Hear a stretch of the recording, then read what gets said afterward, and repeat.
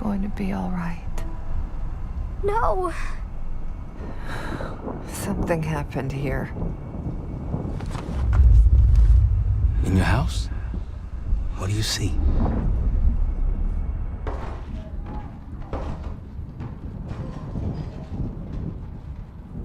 Mommy? Daddy?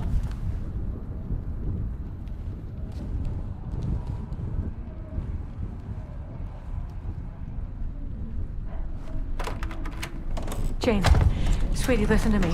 You're bleeding. I'll be fine. I had a little accident, that's all. Mommy needs you to stay in your room. Why do you have a gun? Jane, just get under your bed and stay there as long as you can, okay? It's like you're playing hide and seek. I don't want to. Jane, please, get under the bed, okay? Just get under the bed. I love you. I love you too.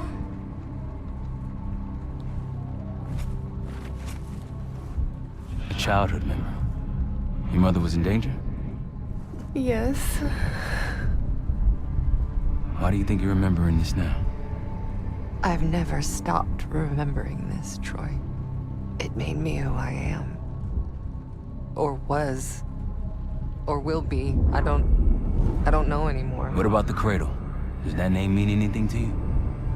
Maybe something to do with my mirror.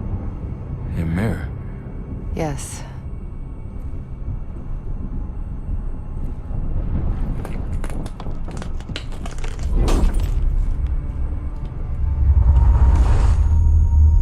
Someone that knows.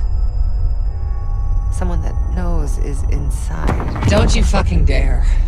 You don't need to tell them anything. I need to know. Keep your mouth shut!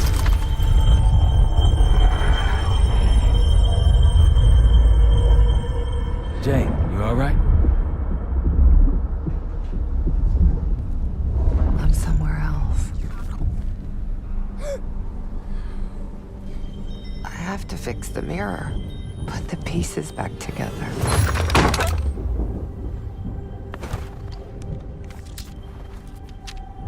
Win a shard by searching around. Solve the clues for numbers found. These 3 numbers you must glean, then put them in the order seen.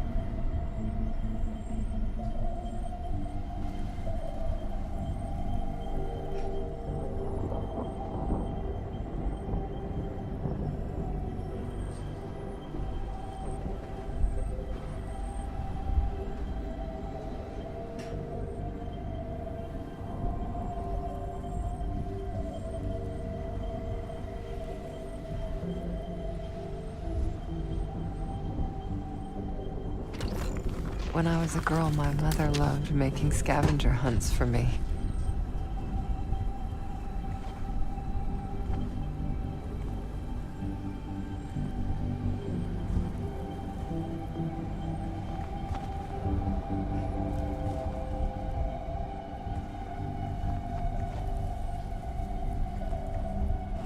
Where are you now?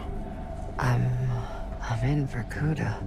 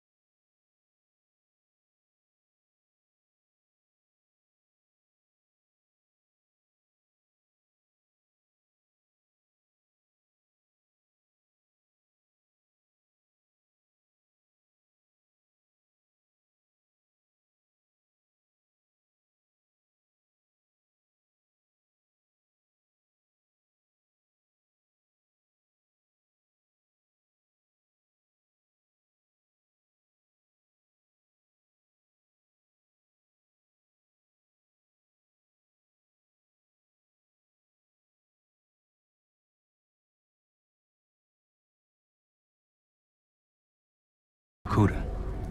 You were there recently. That's where you scaled up the bioweapon. Where did it go after that? I don't remember.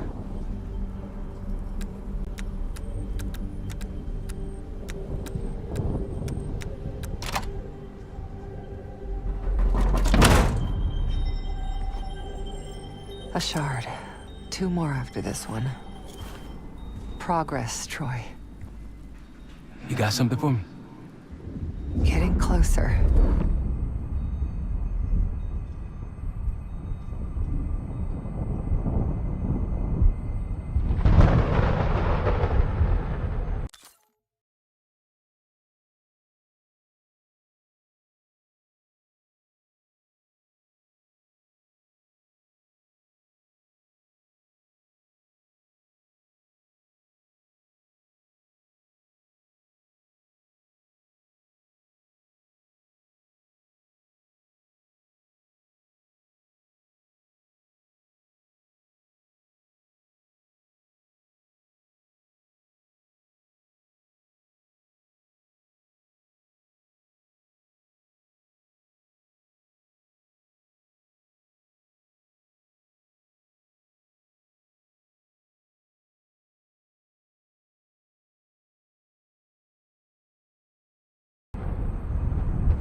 Here goes.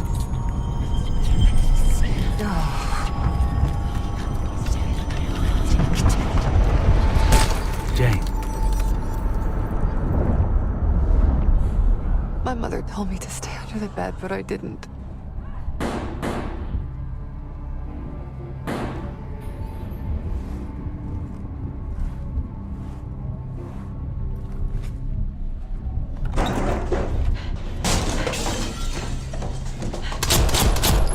Jane, no, go!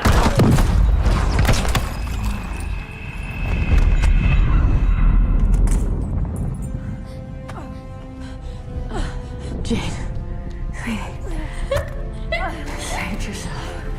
Whatever you have to do. No! Janie. Stay here. No. Look at me.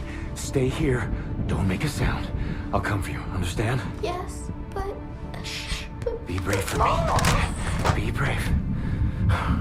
You never told me this about how they died. It's not something you needed to know, Troy.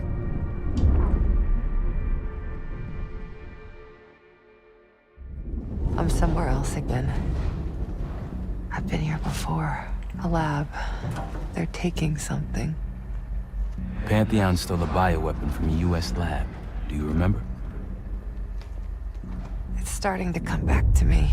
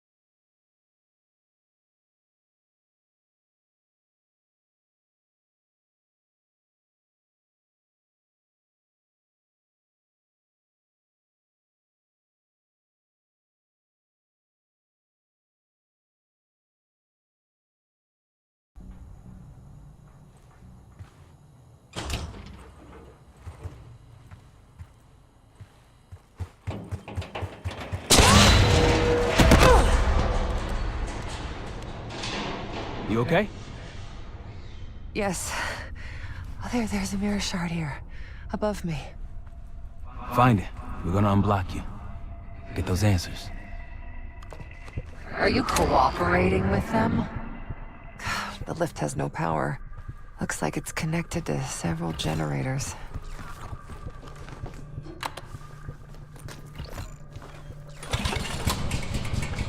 And down.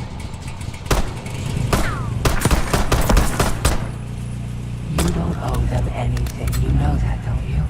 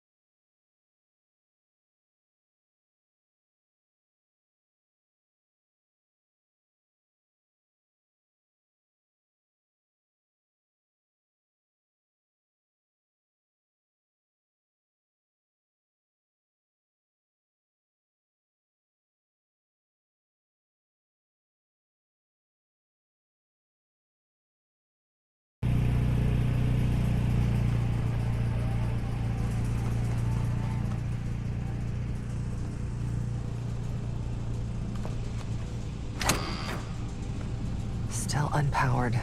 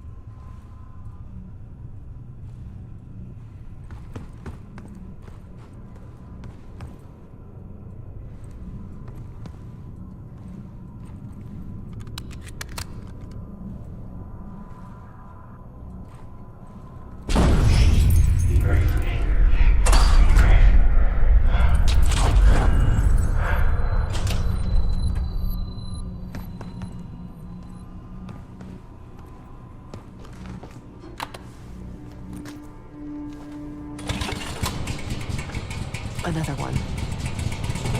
This drug they gave us won't last forever. I'll be back. What was that? Nothing.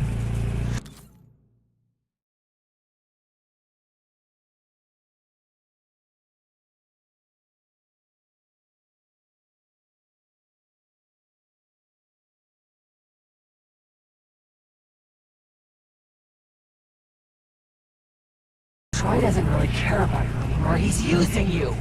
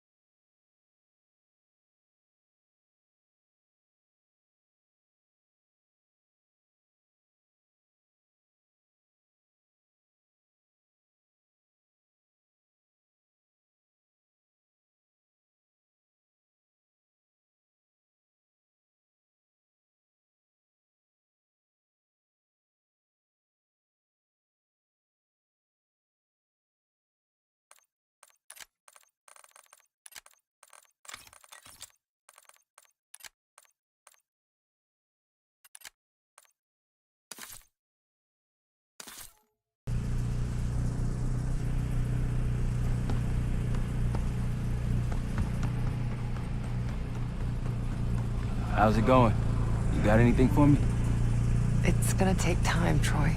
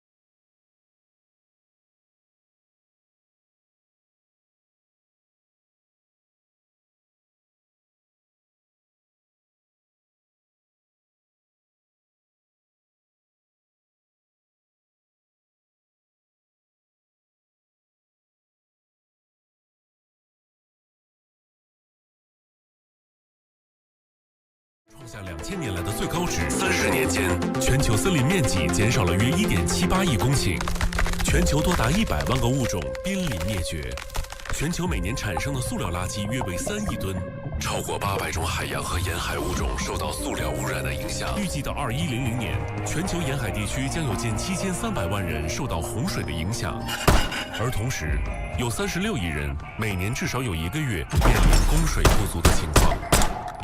同一片蓝天，同一个地球。中央广播电视总台，环球资讯广播，和我们一起在资讯里发现科学。从耳边到指尖，分享世界每一刻。这里是环球资讯广播。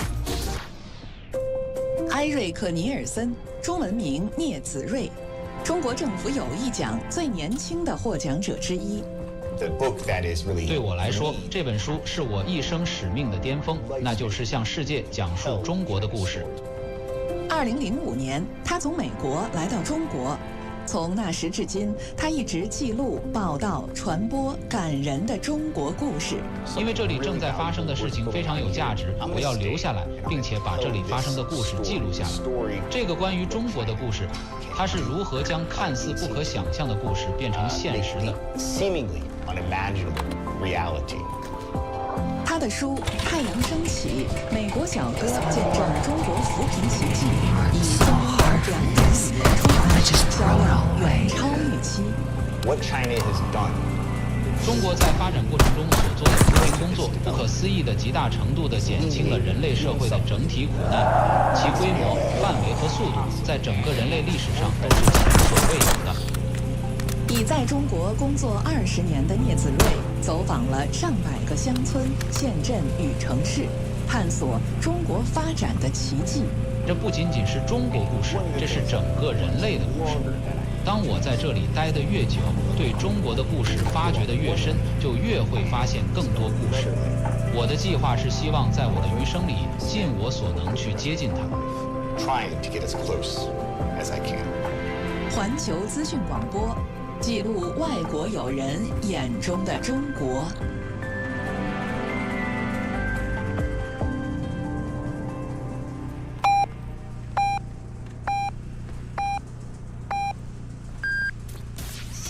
现在是北京时间11点，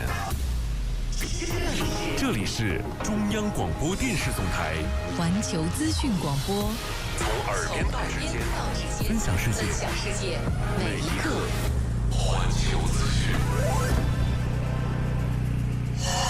环球这一刻。各位好，一起来关注这一时段的环球这一刻，我是朝玉。联合国秘书长发言人迪亚里克17号在例行发布会上表示，近日黎巴嫩南部暴力活动明显加剧，黎巴嫩一侧出现平民伤亡，一些刚刚返回家园的家庭再次被迫流离失所。联合国驻黎巴嫩临时部队报告称，上周末以军发起多次空袭。联合国敦促各方保持最大限度克制，遵守停火安排，通过对话推动局势降级。8月17号，美国和伊朗谅解备忘录所设定的60天谈判窗口期期满。不过，由于在霍尔木兹海峡等问题上存在严重分歧，美伊谈判陷入僵局，没有取得实质性进展。美国总统特朗普17号在白宫对媒体称，伊朗想要达成协议，但不会达成我认为必要的那种协议。他没有透露谈判进展情况，只是强调伊朗不能拥有核武器。当被问及美国是否打算延长与伊朗达成的谅解备忘录时，特朗普给出了否定的回答。据伊朗伊斯兰共和国通讯社报道，伊朗外交部发言人巴加埃17号表示，伊朗和阿曼正在敲定关于霍尔木兹海峡的谅解协议。17号，伊朗农业部长古拉姆雷扎努里表示，有证据显示美国将粮食等生活物资也纳入到对伊朗的战争范畴当中。伊朗将使用一切必要措施，确保本国粮食安全。据美国媒体17号报道，正在中东访问的美国总统特朗普的女婿库什纳表示，加沙地带的非军事化进程可能在30天内启动。库什纳还表示，在实现非军事化之前，美国不会允许加沙地带进行重建。此外，如果面临迫在眉睫的威胁，美方也不会限制以色列的自卫权。美国总统特朗普17号在白宫对媒体称，朝鲜领导人金正恩已回应他提出的对话请求，但他没有透露回应的内容。特朗普还说，韩国在伊朗问题上不同意协助美国，这令他感到不满，并促使他决定缩减美韩联合军事演习规模。赞比亚选举委员会18号宣布，现任总统哈凯恩德·西奇莱马赢得2026年总统选举，获得连任。比利时东部大规模野火17号进入第4天，当地应急部门表示，火势目前已停止向德国边境方向蔓延，但整体未得到控制，天气变化仍可能导致火情反复。17号，委内瑞拉全国代表大会主席豪尔赫·罗德里格斯在社交媒体发文称，在6月24号地震中遇难的人数已升至6438人。18号凌晨，中国政府向哥伦比亚提供的紧急人道主义地震救灾援助物资，从北京首都国际机场起运，飞往哥伦比亚首都波哥大，计划在当地时间18号中午运抵。记者从交通运输部了解到，今天上午即将有2艘新的货船入籍中国杨浦港，这也将使得中国杨浦港登记在册船舶数量突破100艘。好，以上就是这一时段的环球这一刻，稍后欢迎您收听环球直播间。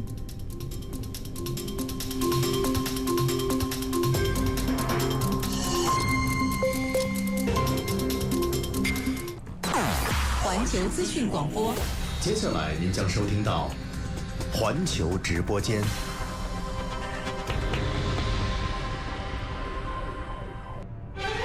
聆听天下大事。欧洲的通货膨胀情况很严重，现状令人非常担忧，因为整个欧洲经济都陷入疲软，都处于某种充满不稳定和不确定性的。追踪新闻热点。日本产业界对今后日本间投资感到担忧。美国关税政策给全球经济带来了巨大的不确定性和下行风险。纵览全球动态 ，China is extremely successful。中国在创新方面极为成功，特别是在绿色发展、高速铁路等方面。中国过境免签政策全面放宽优化，这是中国赠予外国友人的一份厚礼。环球直播间，世界热点同步。Helping the people that ruined us. Troy would. 各位听众，大家好，我是杨敏。各位好，我是葛鹏。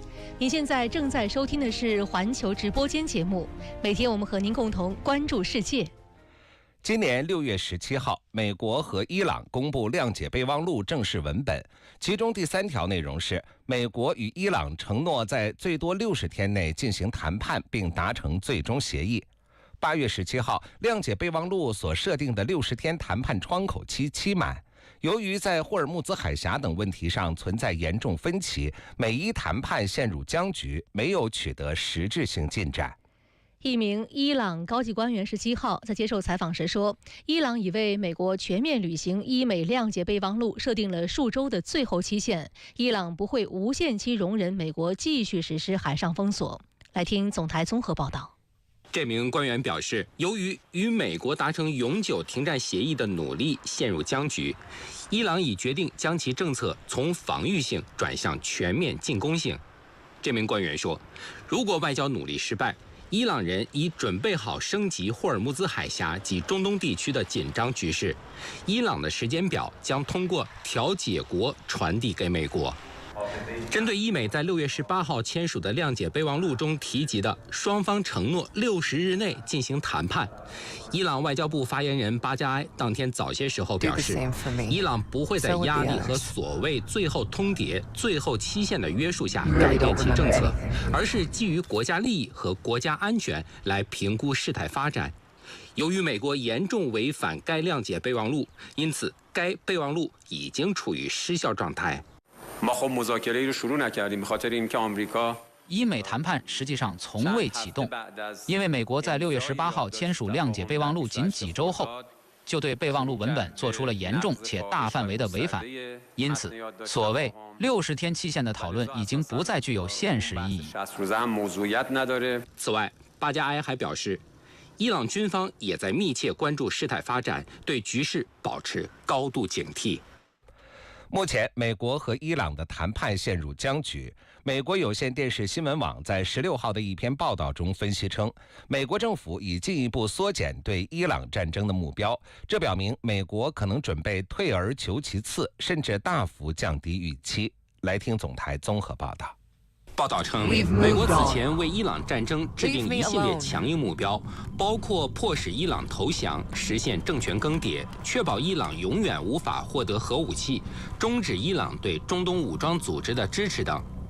随着战事进入第6个月，这份目标清单发生了显著变化，并被大幅缩减。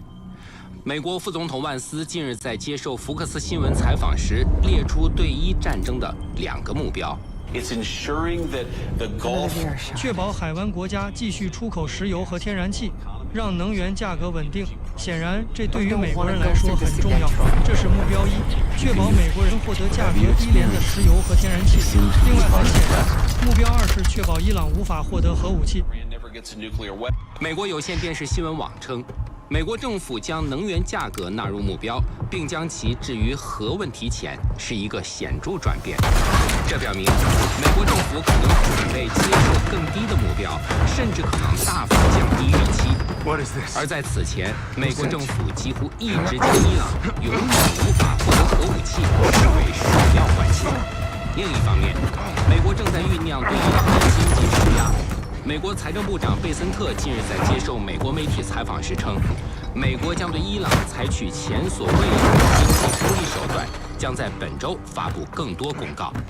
美国彭博社分析称，美国政府可能采取的措施包括限制伊朗石油出口、实施2级制裁、冻结或没收伊朗资产等，而相关措施可能将进一步推高油价，对美国经济产生负面影响。伊伊朗外交部发言人巴加埃17号表示，伊朗和阿曼正在敲定关于霍尔木兹海峡的谅解协议。海听总台综合报道。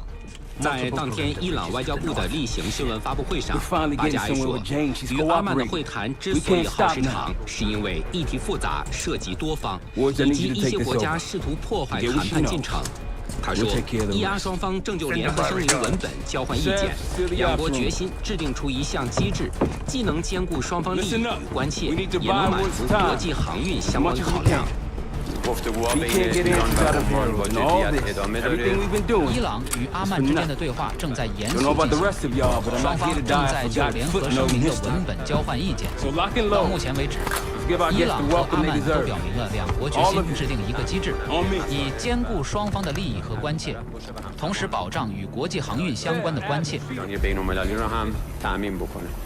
巴加埃还表示，目前地区局势紧张，霍尔木兹海峡通行不畅的原因在于美国和以色列对伊朗发动的军事行动。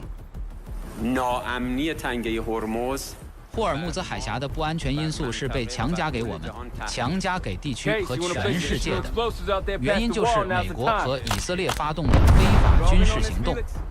针对美国宣称计划对伊朗实施前所未有的制裁，巴加埃说，这不会动摇伊朗的意志。伊朗已对美国所有邪恶的设想做出了必要的预判，将动用一切手段应对新的形势。近日，伊朗指责3名伊方飞行员遭到卡塔尔方面的扣押，而卡塔尔对此予以否认，双方争执不下。17号，伊朗外交部发言人巴加埃称，伊朗正通过外交渠道关注伊朗飞行员的下落。在事情明朗前，伊朗仍然认为失踪的3名飞行员被卡塔尔方面俘获。我来听总台的综合报道。伊朗外交部发言人巴加埃说。在他们的处境明朗之前，我们将推定这些飞行员已遭俘获，因此我们将动用所有双边、多边及法律渠道查明这3名飞行员的下落。巴加埃说，伊朗与卡塔尔保持常态化沟通，并已向卡塔尔方面表达了自身的关切与考量。巴加埃同时表示，伊朗与卡塔尔的外交关系并不与追查伊朗军方飞行员的下落相冲突。15号，伊朗军方将领巴盖尔扎德在一封致红十字国际委员会的公开信中称，该国3名苏24战机飞行员在今年3月执行打击美军驻卡塔尔基地任务时被卡塔尔俘获并扣押至今。信中谴责卡塔尔不允许他们与家人和伊朗代表进行联系或见面，并要求卡方释放这3人。信中说，另有1名伊朗飞行员在执行该任务时死亡，其遗体已经运回并在伊朗安葬。16号，巴盖尔扎德再次发声，呼吁卡塔尔允许伊朗空军专家组入境调查，并要求红十字国际委员会介入。对于伊朗的指控，卡塔尔外交部发言人马吉德·安萨里15号在社交媒体上回应说，对此类误导性声明感到吃惊。安萨里说，在搜救坠机飞行员方面，卡塔尔已经进行重组，在找到其中1名飞行员遗骸后，卡方已将遗骸移交伊方。另外，今年4月，卡塔尔还邀请伊朗派工作团队访问卡塔尔，以便卡方就搜救行动细节做出说明，但伊方至今未回应该邀请。美国和以色列2月底对伊朗发动军事打击后，伊朗反击美军驻中东基地。位于卡塔尔首都多哈西南方向的乌代德空军基地是美国在中东最大的军事基地之一，成为伊朗的主要反击目标之一。当地时间17号，美军宣布签署一份价值229亿美元的合同，用于购买战斧巡航导弹。来听总台综合报道。17号，美国国防部发布声明称，美国海军同雷神公司签订一份价值229亿美元的合同，以加快生产战斧巡航导弹。美国代理海军部长称，该合同将以前所未有的速度将战斧导弹加速交付给美军作战人员。海军部正在利用一切可用手段满足当前军事行动的需求。雷神公司在当天表示，这份合同期限为7年，公司将大幅提升产能，以满足激增的导弹需求。战斧导弹的年产量将增加至1000枚以上。根据路透社的报道，雷神公司目前的战斧导弹年产量仅为60枚左右。近期，多家美国媒体在报道中指出，随着美以1战事持续，美军的导弹库存在冲突中大量消耗。本月4号，美国有线电视新闻网援引多名消息人士的话报道，自伊朗战事开始以来，美军已消耗了大量的萨德反导系统导弹库存和爱国者防空系统拦截弹，用于远程打击的战斧巡航导弹已消耗了近1半，导弹库存处于严重短缺状态。当地时间伊朗农业部长胡拉姆里就该国粮食安全伊美对峙的新闻发布会，努里表示，长期以来，美国在人权、粮食安全、医疗等方面均采取了双重标准政策。无论是在加沙地带还是利比亚等国家，美国都在这些领域犯下罪行。他强调，近年来，伊朗始终受到对国家的恶意干扰。有证据显示，美国等国家将粮食也纳入到对伊朗的战争范畴中。尽管目前美国对伊朗的封锁还在持续，但伊朗将利用一切必要措施，确保本国粮食安全。我们有确凿的证据证明，他们甚至将粮食也纳入了战争范畴。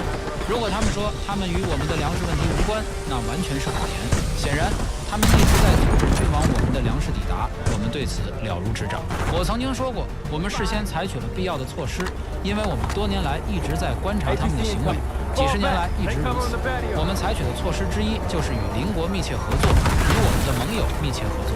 完善我们的仓储，专门他们无法触及的港口。尤其重要的是加强国内生产，这是我们主要且切实可行的解决方案。这些措施都对我们有所帮助。接下来我们17号，俄罗斯方面称袭击了乌军目标，乌克兰方面称打击俄罗斯托夫州的工厂。我们来听总台综合报道。俄罗斯国防部17号中午通报称，过去24小时，俄军控制了顿涅茨克地区以及扎波罗热地区的2个居民点。俄军打击了乌军基础设施、无人装备组合计算机部门场地，以及空武装部队和外国雇佣兵临时部署点等目标。俄军还使用攻击型无人机袭击了敖德萨港的乌军巡逻艇以及多个油罐。此外，俄防空系统击落12枚制导火箭炸弹、2枚美制海马斯火箭弹和797架固定翼无人机等。乌克兰武装部队总参谋部17号早上通报称，过去24小时，乌军袭击了俄军12个人员集中区，乌军摧毁俄军2093架无人机以及坦克、装甲车、火炮系统等装备。16号夜间，乌军袭击了俄罗斯托夫州一家工厂，工厂内2座炸药、火药生产车间被彻底摧毁，另有4座车间出现不同程度损毁。据悉，该工厂是俄罗斯重要军工配套企业，核心产品为固体火箭燃料等。当前，俄乌冲突中双方博弈呈现怎样的特点？来听中国社会科学院俄罗斯东欧中亚研究所研究员张红的分析。当前俄乌战场呈现了一个战术迭代，冲突从单一前线对抗转为前线与战斗纵深双重博弈的格局。正面战场上呢，可能我们看到是高度固化。俄军虽然保持了高强度的火力投入和进攻，但是呢，难以所搭建的多层防御体系和机动的无人机战法等制约，使得现在的正面战场实际上是陷入僵局。那与此同时呢，双方在战略纵深打击方面呢，经验明显上升，范围广，现在无人机和导弹的攻击水平都有非常大的提升。攻击的范围呢，从传统的军工厂、弹药库、能源设施，逐渐扩大到大型的物流中心、交通节点以及海上的影子舰队。这都说明了现在不断的共振消耗已经成为了双方博弈的一个新主线。接下来我们来关注，据美媒报道，美国总统特朗普顾问也是特朗普的女婿库什纳16号在埃及与巴勒斯坦伊斯兰抵抗运动哈马斯领导人哈利勒哈亚会谈。这是去年10月加沙协议达成后双方首次会面。哈马斯同意落实美和平计划第2阶段路线图。17号，库什纳又同以色列总理内塔尼亚胡会晤，双方商定哈马斯完全解除武装前，加沙不得重建。我们来听海宗。据美国媒体报道，巴勒斯坦伊斯兰抵抗运动哈马斯领导人哈利勒·哈亚16号在埃及与美国总统特朗普的顾问，也是特朗普的女婿库什纳举行了大约90分钟的会谈。这是去年10月加沙协议达成以来，库什纳首次与哈马斯领导人会面。埃及、卡塔尔和土耳其的代表以及美方牵头的和平委员会成员参加会谈。据知情人士透露，哈马斯在会谈中重申解除武装、推动加沙非军事化以及移交治理权的承诺。库什纳则要求哈马斯采取实际行动，并表示美方将推动以色列采取相应措施。哈马斯会后表示，已同意落实美国20点和平计划第2阶段的路线图，内容涉及永久停火、以色列撤军、人道援助和加沙重建等。哈马斯同时指责以色列未履行停火协议第1阶段的承诺。此前，以色列总理内塔尼亚胡曾表示不接受目前的路线图，并强调哈马斯必须真正解除武装。当地时间17号，以色列总理内塔尼亚胡与来访的美国总统特朗普的女婿库什纳会晤。据悉，双方的会谈持续了约4个小时。相关消息人士称，双方重点讨论了加沙下一阶段的安排。双方同意，在巴勒斯坦伊斯兰抵抗运动哈马斯完全解除武装之前，加沙地带不会进行任何重建。哈马斯必须在监督下交出所有武器并进行销毁。同时，以色列国防军仍有行动自由，以持续进行针对性打击，这是实现加沙地带非军事化的第1步。此外，在加沙实施必要卫生措施，以防止疫情蔓延。在饱受战火蹂躏的加沙地带，巴勒斯坦民众对库什纳的此次访问心情复杂，充满怀疑和担忧。我们已经在这里生活了3年，房屋、车辆全都化为乌有。我们痛失孩子，陷入巨大的悲痛之中。时常有消息称库什纳到访各地，各类会议接连举办，但这一切都是空话。我们需要一套能够惠及所有人、具有确定性的解决方案。我们呼吁库什纳、国际社会，特别是美国，尽一切努力终止无助民众承受的苦难。我们失去家园，被迫迁徙，如今只能住在帐篷当中。我们无法长期在帐篷里度日。库什纳为何此时会见哈马斯领导人？这次接触释放出哪些信号？我们来听宁夏大学中国阿拉伯国家研究院执行院长牛新春的分析。这次库什纳去开罗见哈马斯领导人，主要是因为7月30号，美国支持的和平委员会和哈马斯达成关于加沙和平进程的协议之后，到现在为止，协议没有落实，没有任何推进。本来根据当时7月30号达成那个协议，哈马斯和以色列应该在14天之内就具体如何执行协议，达成一个更具有可操作性的框架。但是呢，从那之后没有任何进展，因为以色列的总理内塔尼亚胡公开出来说，以色列反对这个协议，也不会去执行，所以协议就推不动了。推不动了呢，美国这方面呢又特别迫切的想推这个协议，因为这个协议是去年10月10号在美国的斡旋之下，在特朗普的全力推动之下才达成的。达成的20点和平计划分2个阶段，第一个阶段是加沙地区先停火，哈马斯和以色列交换被扣押人员，然后第2个阶段是哈马斯解除武装，以色列军队撤出加沙，在加沙建立一个过渡政府。但是第2阶段呢，后来就推不动了。到今年7月30号，哈马斯和美国支持的和平委员会达成了协议，哈马斯初步同意解除武装，所以美国就特别希望继续推动去年的20点计划，因为这个是特朗普的一个标志性的工程，也是特朗普鼓吹自己是和平总统的一个重要的业绩。美国今年11月份也要举行中期选举了，所以美国希望在中期选举之前，加沙和平进程能有重要的突破。在这种情况下，库什纳才访问了开罗，和哈马斯领导人进行了会晤。新鲜资讯，独家报道，热点追踪，权威解读。这里是环球直播间。美国和韩国从17号开始举行已知自由之盾大规模联合军演。16号，美国总统特朗普发文指示国防部大幅缩减美韩联合军演规模。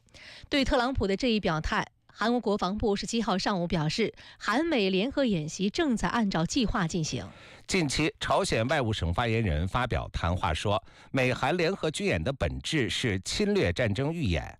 朝方认为，此次军演的挑衅性和危险性远超去年，对朝鲜的国家安全以及地区的安全环境造成严重威胁。朝鲜将以坚决的正当防卫彻底粉碎任何挑衅。韩国民间团体17号在首尔示威抗议，呼吁停止韩美联合军演。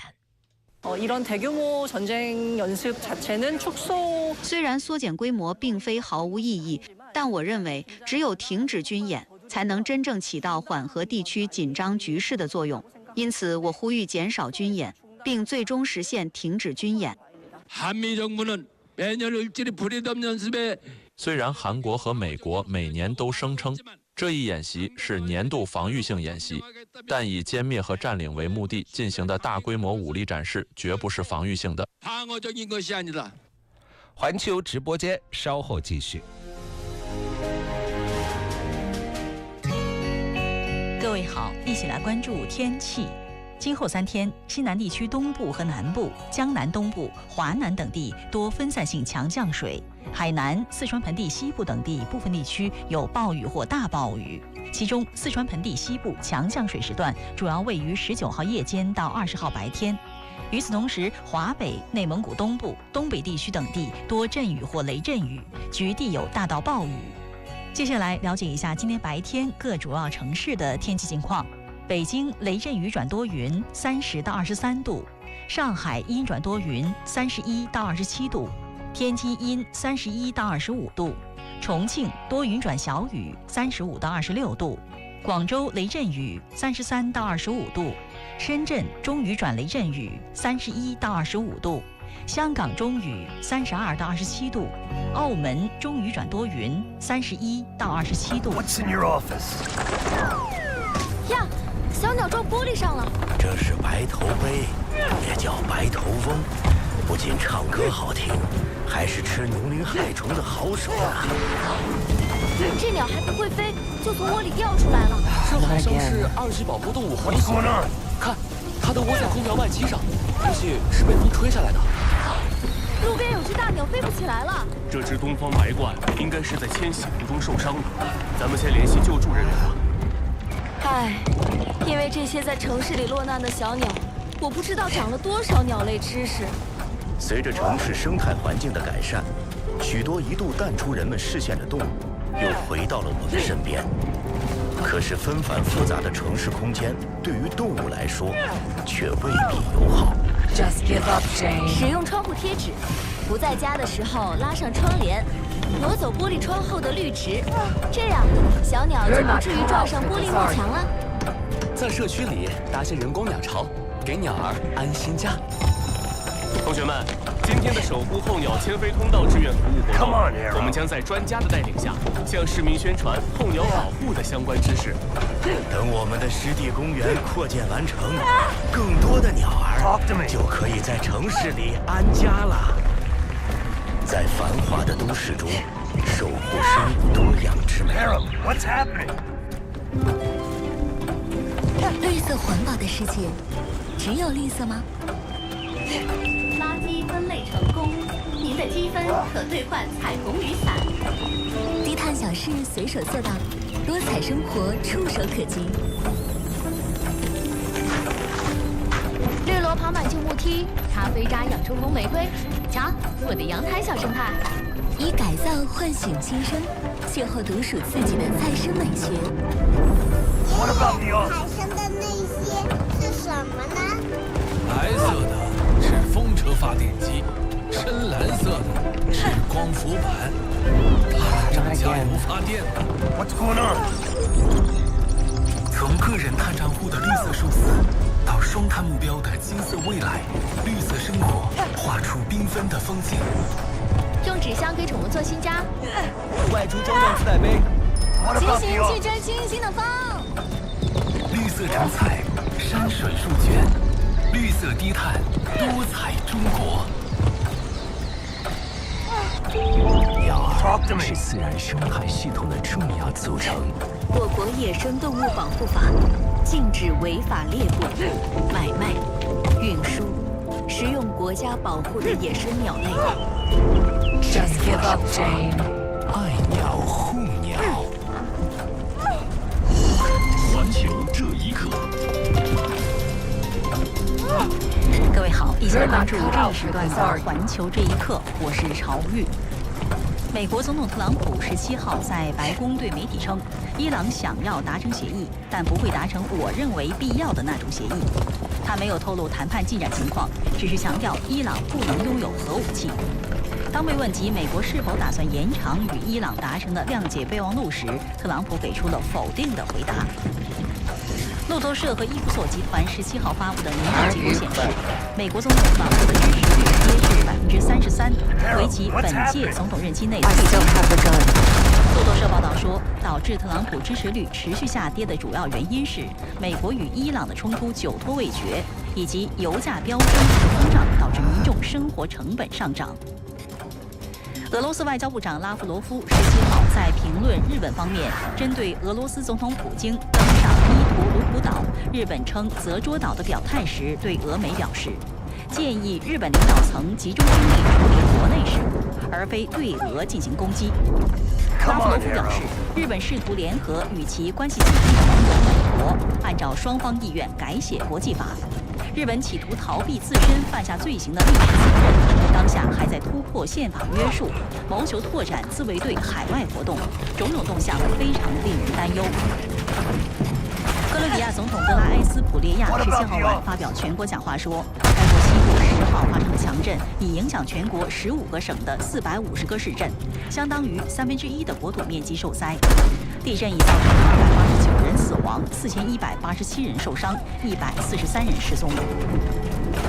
菲律宾三岛延市市长奥拉索18号对媒体表示，当天发生在雅典娜大学中学部的枪击事件已造成至少1人死亡，9人受伤，死伤者均为该校师生，枪手已在校园内自杀。奥拉索说，枪击事件发生在当天8点30分左右，枪手为一名7年级学生，他当天携带一支步枪和一支手枪进入学校，行凶后在校园内自杀。当地警方正在开展进一步调查。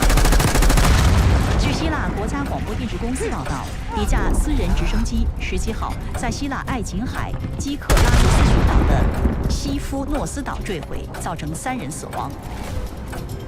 英国曼彻斯特大学17号发布的一份报告说，中国对绿色产业的大规模支持，降低了电池、电动汽车、太阳能等技术的成本，使这些技术更易获得，为全球向低碳经济转型提供了重要助力。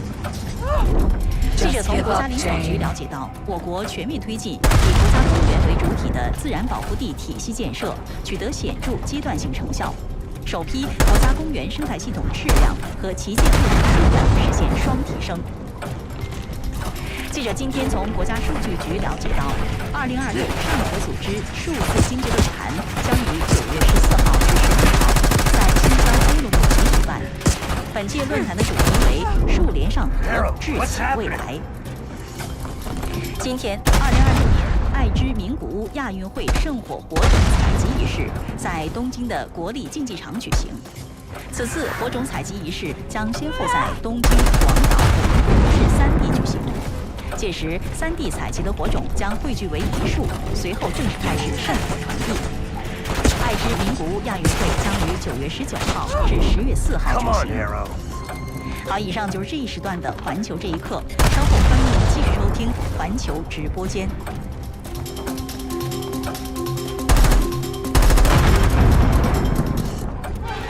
聆听天下大事。欧洲的通货膨胀情况很严重，现状令人担忧，因为整个欧洲经济都陷入疲软，都处于某种充满不稳定、不确定性的政治困境中。追踪新闻热点。日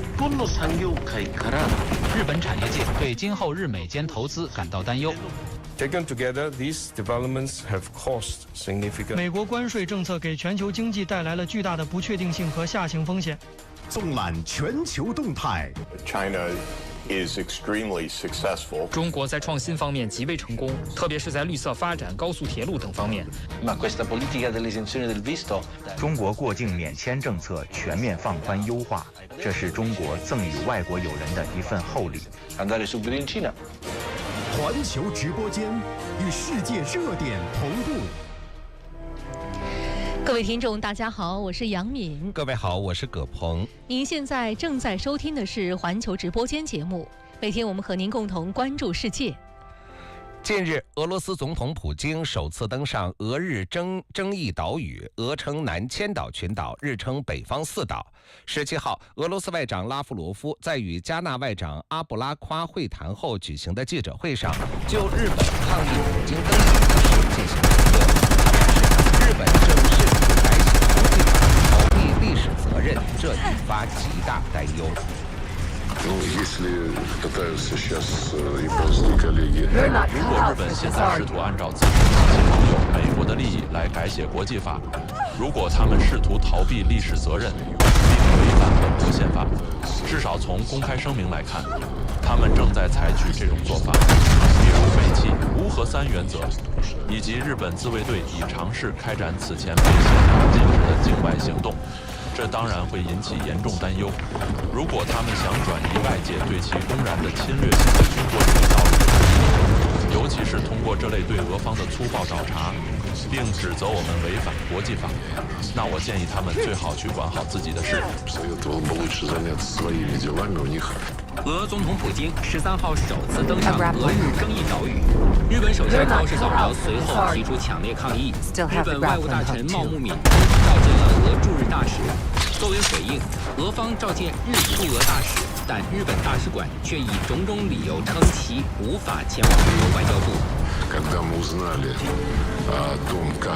当我们得知高市和他的外务大臣如何看待我国总统视察本国领土、探望本国公民时，我们立即提出召见日本驻俄罗斯大使。日本驻俄罗斯大使馆方面含糊其辞，表示大使既无法在8月14号前往俄外交部，也无法在8月17号前往。他要么不在莫斯科，要么就是身体不适。我们始终没搞明白原因，但不管怎样，我们已经提出召见这位大使，他应该前往俄外交部。我们将就日本领导层在普京总统登上南千岛群岛的伊图鲁普岛一事上的反应进行谈话。我们还将谈及大使应如何在驻在国开展工作，包括尊重驻在国法律以及驻在国的相关程序。俄罗斯外交部发言人扎哈罗娃17号向塔斯社表示，被召见的日驻俄大使计划于18号前往俄外交部。据日本共同社17号报道，相关人士透露，日本防卫省已开始研究将美国制造的人工智能引入日本自卫队的指挥控制体系，其目的在于通过人工智能辅助指挥官分析战况、选择目标，甚至向部队下达命令，从而加快决策速度。为避免过度依赖特定国家或企业，日本防卫省的方针是综合加以利用包括日本国产人工智能在内的多种系统。日本鹿儿岛大学名誉教授木村朗指出，近年来日本安保防卫政策持续向进攻型方向激进加速，值得警惕。我们来听总台驻日本记者何新磊、刘耀红、雷浩的报道。木村朗指出，日本近年来持续推动防卫政策向进攻型方向转变，从强化所谓对敌基地攻击能力、扩大军费，到如今考虑将人工智能引入自卫队指挥控制体系，相关政策正在不断突破日本战后和平安全政策的框架。如今，日本政府试图将安保3文件修改为更加具有攻击性、更加好战的内容和方向。我认为这是极其荒谬的，特别是日本政府正试图进一步强化所谓的对敌基地攻击能力，同时作为强化军事力量的一环，以防卫费之名增加军费，其规模正被扩大到原来的2倍、3倍。木村朗指出，日本近年来持续强化军事能力，放宽武器出口限制，扩大军备规模，相关举动涉嫌违宪。在日本国内，走向军事大国的倾向也是早就存在的。所谓军事大国化，首先，日本政府把名称改成了防卫装备转移等较为柔和的说法，以此进行包装和掩饰。与此同时，内容方面也在扩大到允许出口杀伤性武器。过去，日本原则上不能向战争或冲突地区出口武器，但如今也正在逐步扩大例外情况，使这种出口成为可能。此外，日本还试图从以色列等国家进口先进武器。我认为这与日本过去的国家定位已经发生了根本变化。日本宪法原本规定不拥有军队，但如今日本自卫队正在逐渐成为世界上实力最强的军队之一。因此，可以说宪法事实上正在被轻视，甚至被架空。木村朗表示，随着日本不断扩大防卫投入，军事扩张带来的财政压力也在持续增加。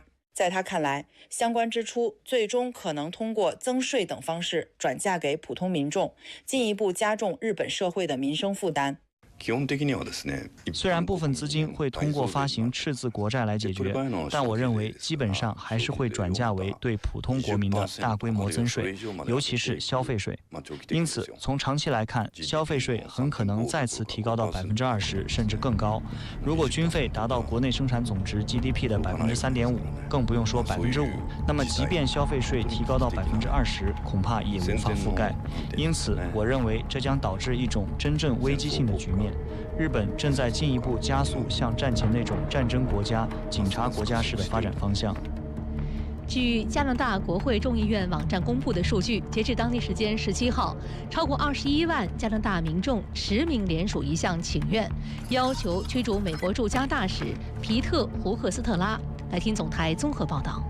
请愿书指认胡克斯特拉屡次发表损害加美关系的言论，并干涉加拿大内政，包括将美国总统特朗普威胁吞并加拿大为美国第51州的言论正常化。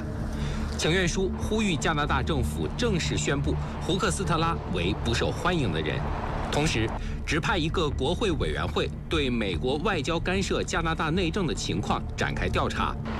请愿书还要求就胡克斯特拉不符合维也纳外交关系公约的行为模式向美方提出交涉。这项请愿由来自加拿大卡尔加里的民众发起。请愿自7月21号开放签署以来，联署人数不到1个月就突破20万人，成为国会自2015年设立电子请愿系统以来关注度最高、签名人数最多的请愿之一。联署时间定于11月18号截止。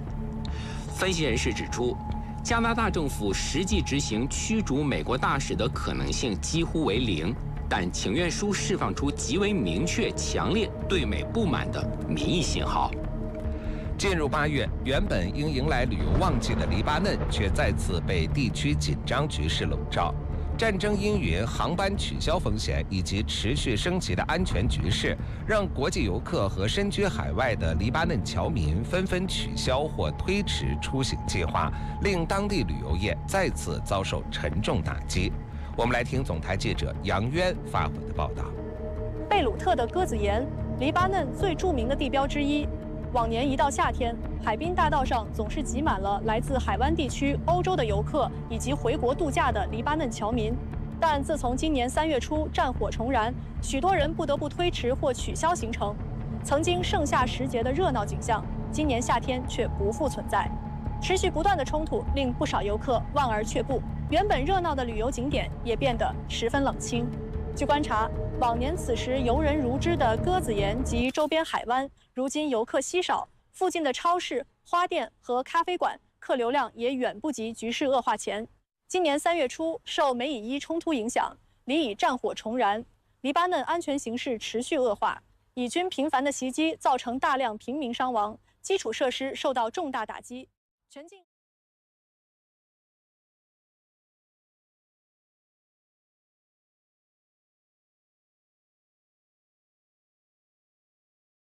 22号、23号，复兴岛夏日狂欢夜热闹开场，支起帐篷，吹着江风，坐等落日降临，听一场氛围感满满的江畔音乐会。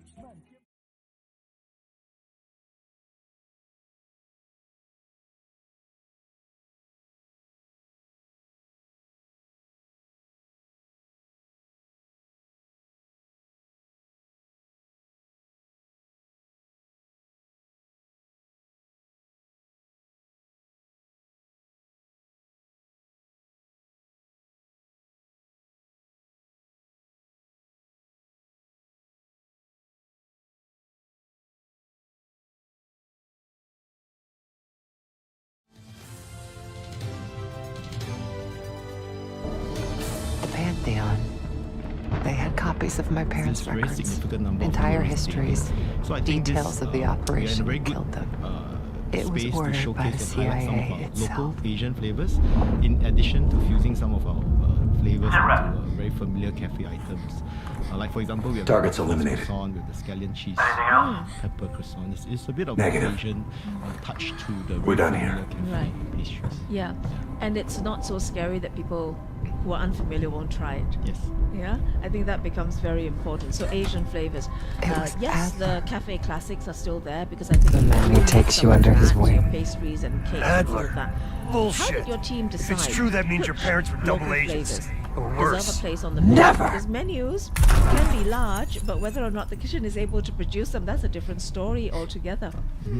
Well, the key was not to change a dish simply by by the sake of changing it, right? We started looking at flavors that people in Singapore already know and they love. So while considering how they could work naturally within the Baker and Cook style of food, so we incorporated that into our menu as well as in The Pantheon revealed more to me than just the truth about my parents. They revealed how deep the CIA rot goes, murdering their own, their best. Manipulation. You can't believe anything they told you. They knew your weak spot. A bit unexpected to some, but they are also familiar Spoken like a true believer. You're nothing without the CIA People know these dishes won't be turned away, or they Pantheon won't say, took me in, showed me their somebody vision else for the again playing agency. around with my food. What do I they think it's not fucking just want, putting Harrow? Asian flavors into just. This is a pivotal moment in history, Woods. Really The United States is about to become the world's lone superpower. Synergize some of these flavors, balance all these flavors into the food. So take for example, we have this. Do you really think an organization as corrupt, as decadent as the CIA should pull the world's strings in a new world order? So he has this very We'll make sure that doesn't happen. but also balance the texture and tanginess of the sour. So it kind of give that balance. After years of studying their strengths and their flaws from the inside, Pantheon is ready to take the reins once our current leadership is gone. Once they've been discredited and shamed, as they deserve. It adds texture, richness. You're fucking crazy. Twist to the classic pasta dish. Okay, the little bit of chili in there. We're going to give Americans a reality To go check. with the pork belly The as well. A CIA little bit can't of even the keep oily them side. safe from the Seafood likes of laksa spaghetti, Saddam that one caught my Hussein eye and when I his looked at your terrible new weapon. For the seafood laksa, A false flag attack? They won't buy that bullshit. In that very familiar They'll believe whatever narrative flavor. confirms what they put want to them believe. into, the dish where you kind of replace part of that familiar thick noodle. How do you know someone else didn't kill you? So It could have been the goddamn Pantheon themselves. When you have your tourists coming in, they'll be like, You were a "Oh, kid. This is spaghetti." Can you but really it's trust your own a bit memories? Of that spiciness that local love, right, for laksa, and then we put them Targets together. And I think eliminated. that's one of It our was. most popular dishes.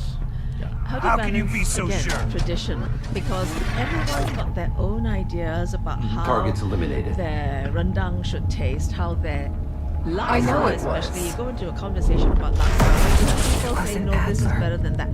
You want to create something new, you want to provide a new item on the menu, but You are also so want to maintain, confused. Let's talk about laksa, that laksa flavor, that all, I'm sure you like laksa too. Yep. So, of course, some things simply can't be rushed. Yeah.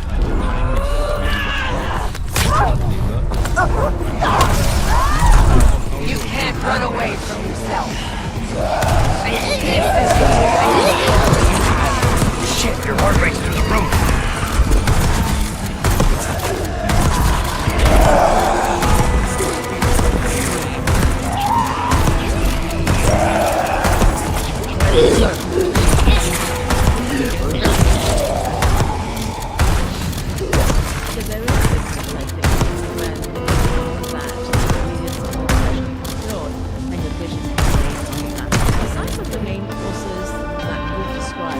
Justice will be served, Jane. Now to that particular You still with me? They just want to drink.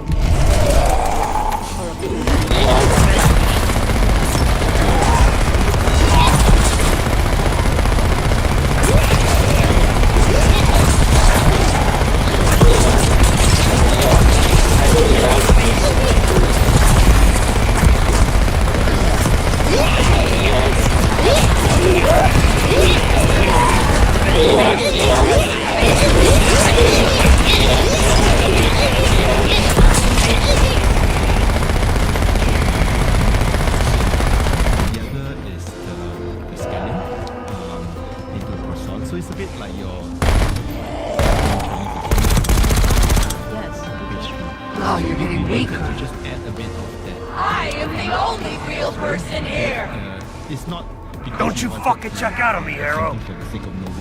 Stay with me. I think for most people, I think the response has been great for that. It pairs really well with local coffee. It's the only outlet in the Baker & Cook outlet chain that we're serving coffee by Kim Guan Guan. Yes, yes. I mean, I did try the local teh though. Yes. While I was there recently, which I really do like a nice milk tea. What about you're getting weaker. You have some really nice tea. I am the only real person here. Don't you fucking check out on me, Arrow. Stay with me. Lemon tarts and all that. But in particular, we have this pistachio yuzu cake. It's actually from the Mother's Day special. So we had a really good response from that. We made it into grapes as well about matcha. So matcha pistachio. Okay. It's something that maybe you should try if you are there again. Okay. I mean, while I was there recently, your one of your staff recommended the brownie and said you'll like it. He's never met me before, and I was there on a personal visit, and I did like it. So that is something that's been on the menu for some time too. Yes, the brownie has always been on the menu. I think it goes really well with the coffees. In fact, it's chocolate is everyone's favorite, right? And I think the chocolate that we use is really high premium chocolate. I wouldn't mention the name, but I think for chocolate, it's something that everyone loves. Right, and some of the outlets do have other variation of the chocolate brownies, but yeah, you should try the other outlets that we have. Okay. So this one is really dark, a little bit bitter, if you like that kind of deep depth of flavor to your brownie. All right, we must talk about the sourdough because this is your mainstay, and I know many people who are perhaps living in the neighborhoods where you have the full bakery go in to buy loaves, and it lasts them for a week or a day. But because this is your mainstay, I want to talk about Little Johnny. Little Johnny is an important I am the only real person here. Your business. Don't you fucking check out on me, Arrow. Of course, for every Stay with me. Sourdough, in fact, every sourdough business, the key to what makes sourdough is the starter, right? So Little Johnny, what we call him is business since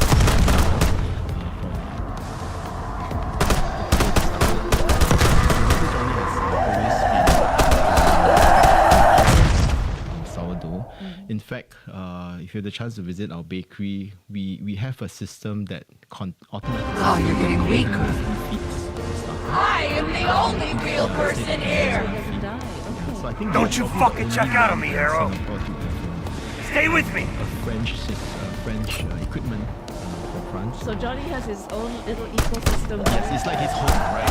Because every day we take a lot of the starter, and we have to feed. If you know how sourdough is made, we have to feed the starter, and we keep it, and it goes into a significant amount of range of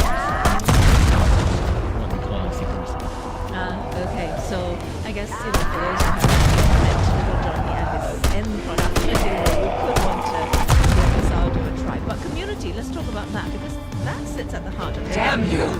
Not only do you run a neighborhood cafes, you have partnerships with running groups even, and you've also found ways to reduce food waste. One last start to place. When do you feel Tell me the that Pantheon's plan, Hera. not just as a business, but where as part did you of send the community, cradle? real part of community? I'm close. The mirror is almost complete. What I call community is what I call partnerships. In the company, I've set out what I call the 5 Ps, right? So people, most important, product, places, that's the places that we have. You can't undo what's already happened. No.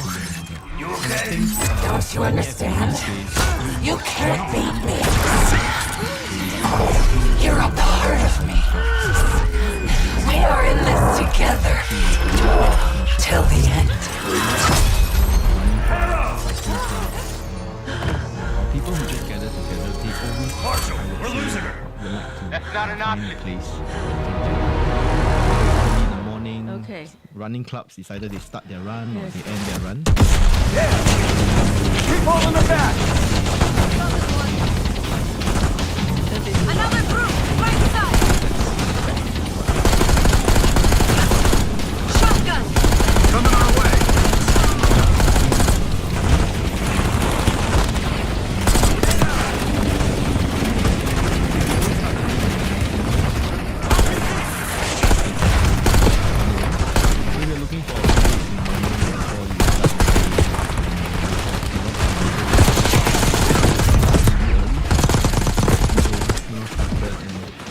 That they go almost every day. Yeah, and that becomes important because you do need to feel welcome, particularly if you're part of a large group, and then you descend upon Keep holding her back.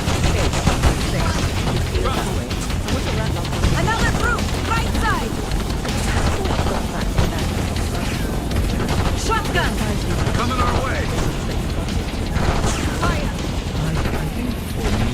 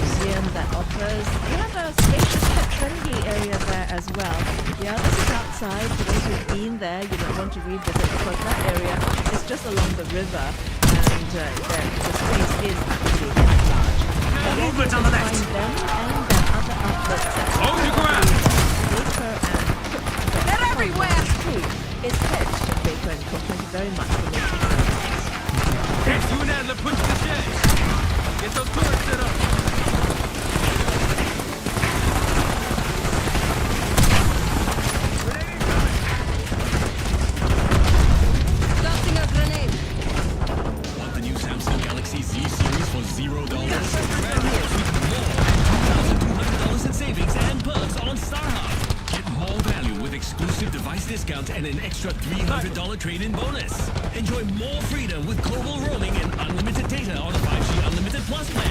Plus, score more perks with a free Premier League annual pass for $380. Visit any StarHub shop or StarHub.com/Samsung. T&Cs apply. StarHub, we got you. We know you want more. So at Pizza Hut, we're making the Cheesy 7 even more irresistible. Enjoy 2 pizzas for just $22. Dig into original Hawaiian, cheesy spinach, truffle mushroom and chicken bacon, and beef pepperoni. Indulge and feed good times. Down to Another Hilo $26. incoming. Order now on the They're Pizza Hut dropping app off for reinforcements. self-collection and delivery. I got this one. Kate, get the others. economy, every dollar counts. Let's set 'em up. Electricity costs continue to put pressure on household budgets. Consumers are looking for smarter ways to save without compromising on comfort. From the latest lighting technology, deliver greater brightness, lower energy consumption, and better value for money. Get illuminated on Mind Your Money with me, Cheryl Go, Wednesday, 19th August at 10 10:10 a.m. We got this! and 1:10 p.m. Only here.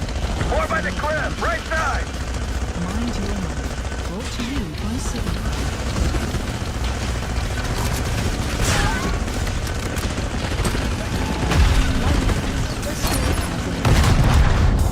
How about a midday break where you can learn something as well? From personal finance to food and well-being. Little nuggets to get you through the day. Join me, Cheryl Go, weekdays, 10 a.m. to 2 p.m. only on CNA.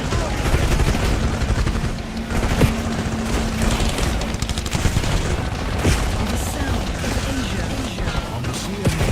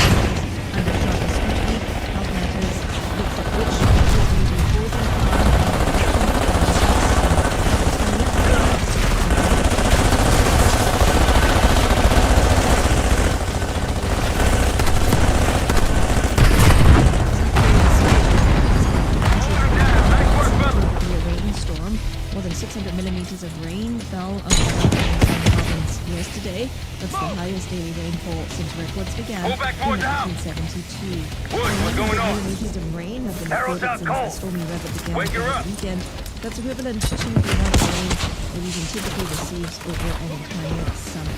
Daily reports. Weather officials have compared the intensity and volume of the downpours to a typhoon after it triggered widespread flooding and a deadly landslide. The heavy rain has inundated homes, schools, and businesses. Firefighters received more than 20 calls from residents stranded under their roof. At least one person was killed after days of torrential rain sent a wall of mud crashing into an apartment building yesterday, trapping residents inside. 2 people were rescued. Emergency teams are searching for more survivors. Heavy rains marked a dramatic reversal. Now I see what you mean about these minigun operatives. Quite formidable. I'm impressed.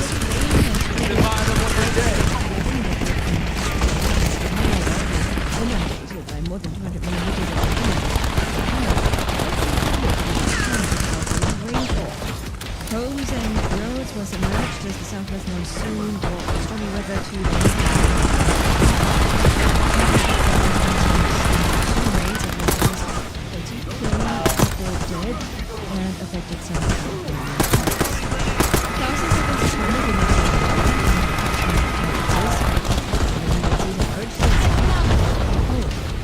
50 cities and towns have declared a state of calamity. Moving! Courts say last year's flood control corruption scandal has left finished further straining.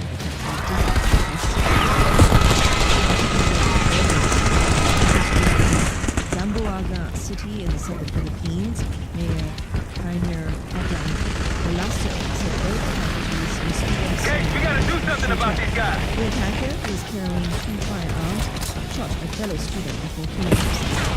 Officials say the situation is following another school shooting in Tacloban City in Spain, in which 3 students were The Myanmar's leader went online as a Moscow on his first trip since assuming a civilian role in April. He arrived yesterday evening for the 5th stop of his diplomatic tour after visiting India, China, Laos, and Thailand. He will meet Russian President Vladimir Putin and attend a business forum. The leaders last met in Moscow in September before Min Aung won Myanmar's 5th elections that ended in January. It was his 7th visit to Russia since the 2021 military coup. Both nations are under Western sanctions. In his recent trips, the Myanmar leader emphasized that his country is open for business and on the path to progress, stability, and democracy. Okay, we gotta do something about these guys. To restore ties with ASEAN, but has dismissed its 5-point consensus peace plan, saying it discriminates against Myanmar. And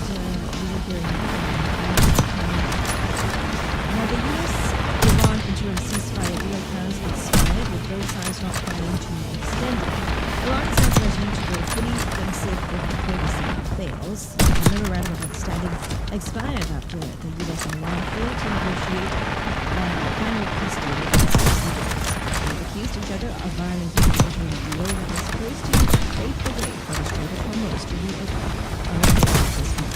President Trump voiced frustration over the Strait of Hormuz stalemate, telling Fox News Oman could be bombed if it got in the way. He's off to meet his maker. Erdogan has urging him Marshal, to take continue your side. talking to Iran.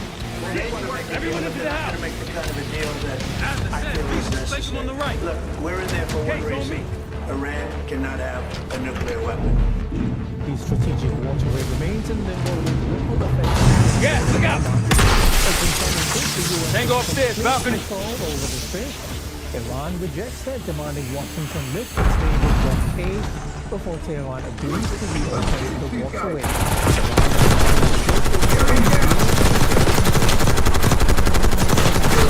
Still on this, Dr. Benjamin Brad is political scientist at the University of California, Los Angeles. He explains why he thinks President Trump is turning up the pressure on its close ally Oman. I think this is an example of the bluster we've seen repeatedly from the president over the last few months since the war began. You can sense President Trump's frustration. He wants the war to end. He wants Iran to yield, to capitulate, as he says, to unconditionally surrender. And he feels pressure on all sides. There's not just the domestic pressure here, the midterm elections coming up. And there's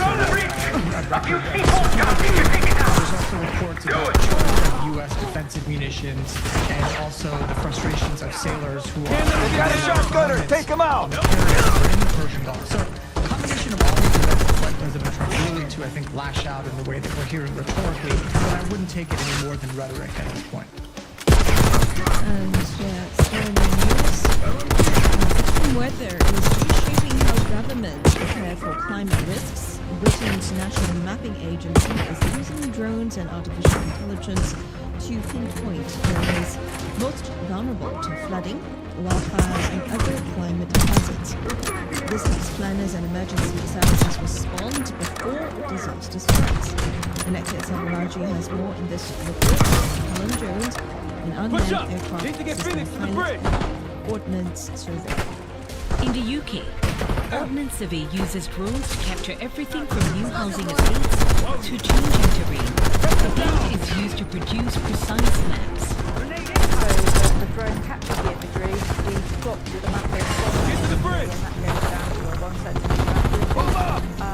That, what we're looking for would be new houses, as to their boundaries, new roads, capture the balancing pond.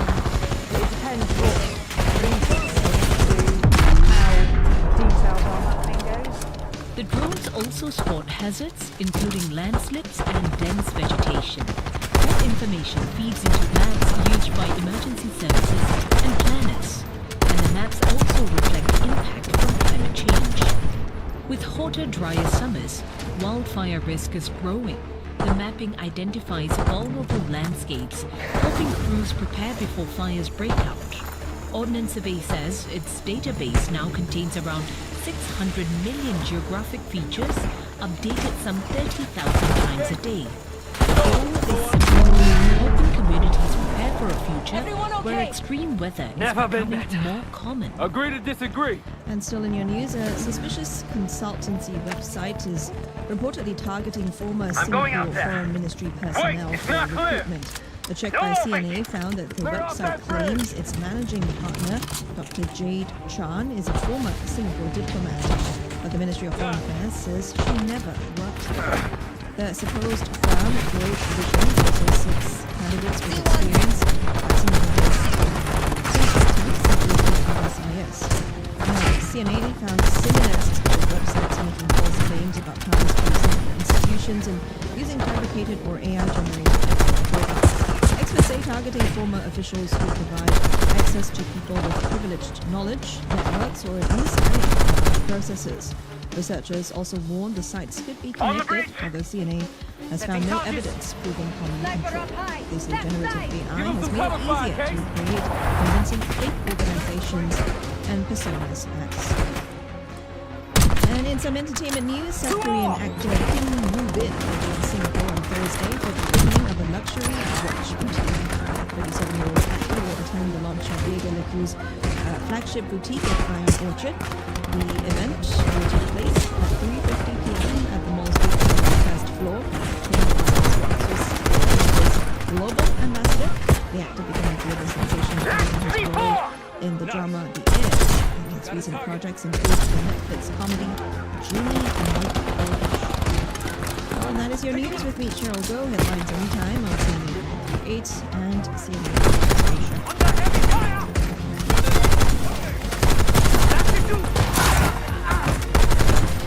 Top 10 on this Tuesday. Hey, get him out of there!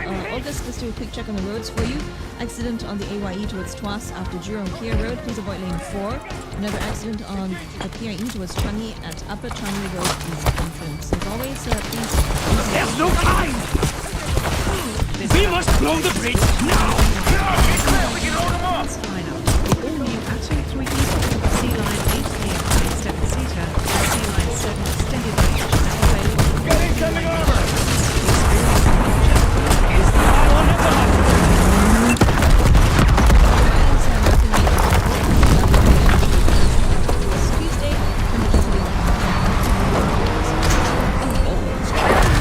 They'll need more than that! Hey, looks like they've got it too. Now, the Wellness Hour with Cheryl Go. Yes, hello, welcome to the Wellness Hour with me, Cheryl Go. Now, we often think of our health in snapshots, the annual health screening, a blood test, a checkup. But what if our well-being is better understood as a continuous journey, changing daily based on sleep, exercise, and managed stress? Well, a new study from NUS Medicine is challenging the way we think about healthy aging.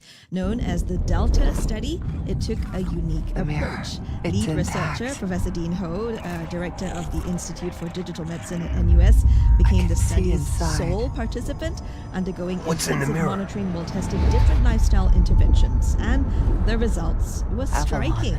With his biological age estimated to be at around 32, which is nearly 15 Avalon's younger where they'll than take his me once I'm free biological age again. of 47. Well, We joining planned us on all the from Wellness there. Hour now to tell us more is the man himself, Professor Dean Ho, director of the Institute of Digital Medicine at NUS Medicine and lead investigator of the Delta I'm on study. it.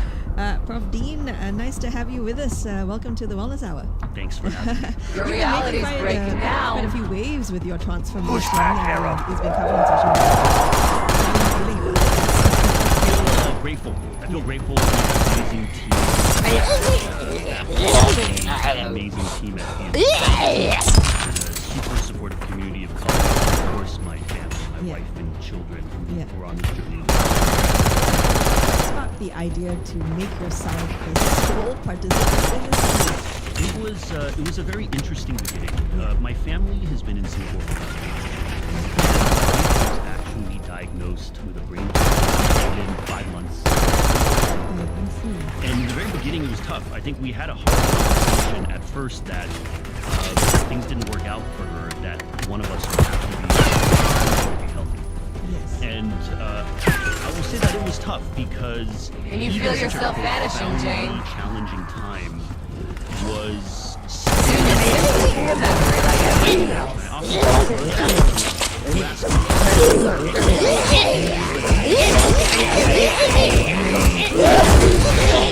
medicines on the planet. And I tried when it happened. And by the way, she's doing very well. She's one of the inspirations behind all of this. Thank you. But not too long after that, I started trying to leverage what we knew about Your reality's breaking spent down. a long time understanding that if we get the right data from people, that we can go beyond understanding them, and we can actually know. And we've dropped doses for cancer patients. Better outcomes. But we can only do that if we understand the capability of a person's biology. And that's what I set out to do. I started understanding my data by how I responded to different fasting durations. Right. And so calibrating myself showed me capability. It's very different than just monitoring nonstop to look for trajectory. And so it was the data that became my but the inspiration behind a lot of this were really some of the challenges that we went through in the beginning that put a lot of this into perspective for me. Definitely. I think, even myself, I'm about 1 year postpartum. I still have some postpartum weight that I'm trying to lose, but it's so difficult, right? But I ask myself, maybe I'm not exercising enough. And I'm just, with the behavior changes, it's difficult to come about. But, I think you're my inspiration, so hopefully I can try to follow in some of your footsteps. So the study, is built around the idea that health is a journey rather than a snapshot. Can you explain what you mean by everyone has their own unique delta? And can you feel yourself vanishing, Jane? Soon you'll simply be a memory like everything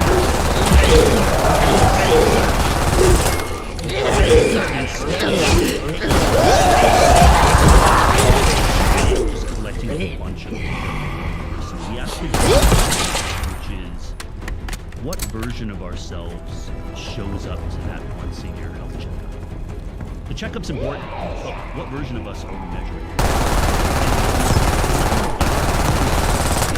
Is that if we can measure different versions of ourselves, what that shows us is that's perturbation. If I understand how my metabolism performs when I fast. Don't worry, no one's gonna miss you. I'll still be here. My men are so close, they'll be in the opposite.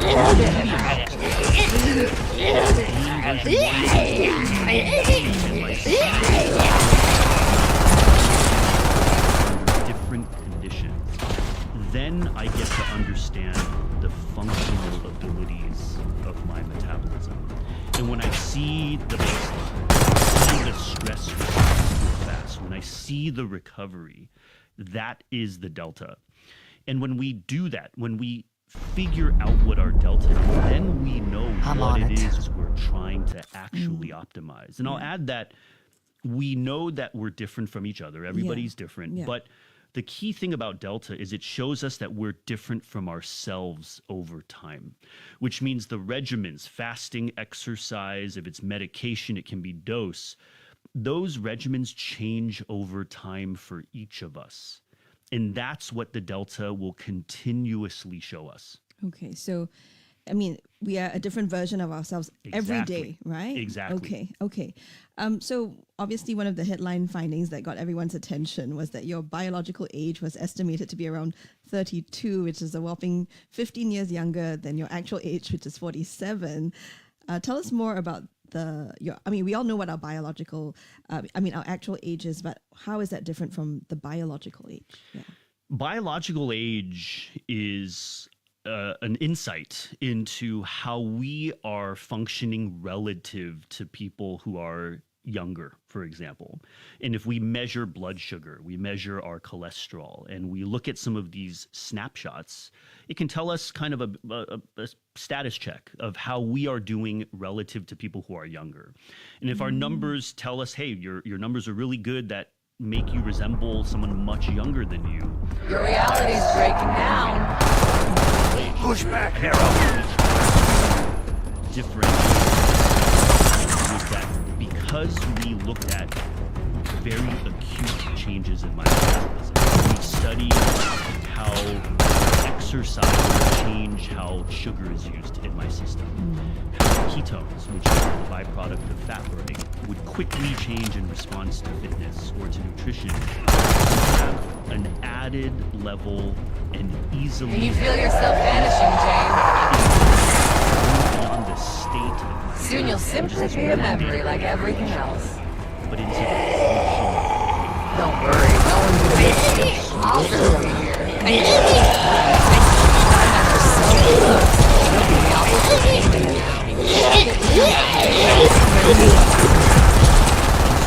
Added another component of looking at this function to get more insight into my biological age. Sadly enough, though, the wrinkles still show up over time. Right? The wrinkles still show up. Maybe I don't look younger, but I will say that it appears that my metabolism is functioning like it gets better so often with this ability to switch between energy. Can I also ask, do you feel that you're 32? great question. I will say that, first of all, I'm a data guy. I think how I feel, how anybody feels, I actually prioritize that. And if the number tells me I'm healthy, that's great. But how I feel, and I will tell you energy levels, right? How energetic I am is, and I'll tell you right now, I probably haven't had food right now in close to 24 hours. And so you can be the judge and tell me, like, if you can see a person who hasn't eaten in a long time. And what that shows us is my is efficient at dipping into the energy I have stored to make use of it. And we've gone to places to test that my body can use energy well with my reaction, et cetera, which will be out in the near future. But that's what it's about. It's about performance. It's about energy. It's about presence. And I think I'm doing better. So you're in the midst of a... Your reality's breaking down. I generally am quite adaptive of when I eat and manage the window in which I eat, which I think people should do safely in a disciplined way. Yeah. I've kind of found this zone where I typically eat midday between 11 to 3. I'll probably eat after this. Okay. And without going without food for a while, my body has other energy stored that it can use. Yeah. And it's that efficiency. If I'm starting to go a little lower on blood sugar because I haven't had food, my body is efficient at quickly switching. Can you feel yourself vanishing, Jane? That's shown trial beyond the soon you'll simply be a memory like everything else. Acute, very kind of frequently.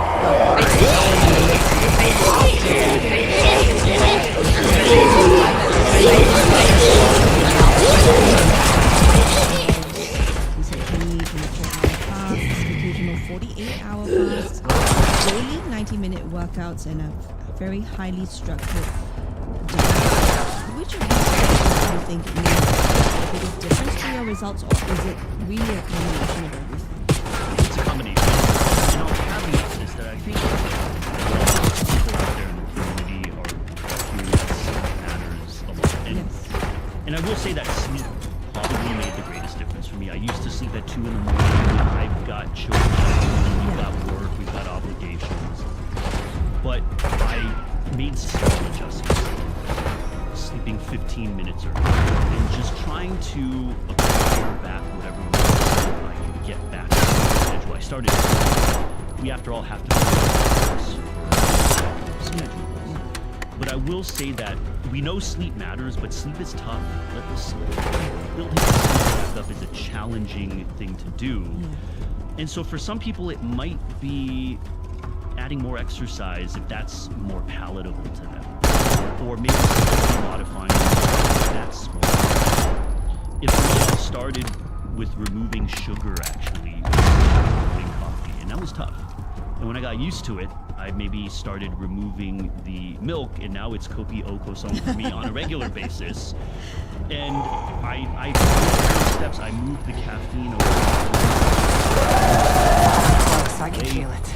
But I will say that So what I resilient. think made this whole journey Guess I shouldn't be feasible for me surprised. was I tried to be nice to myself. We're gonna get you out of here, Harold. I think And how do you plan to do structure that? our lives. We can make things tougher on ourselves. This was never meant to be punishment. It was meant to really personalize to myself. Okay. So I think our listeners who are tuning in, Just hold on. Keep fighting. that's impossible for me. What are some realistic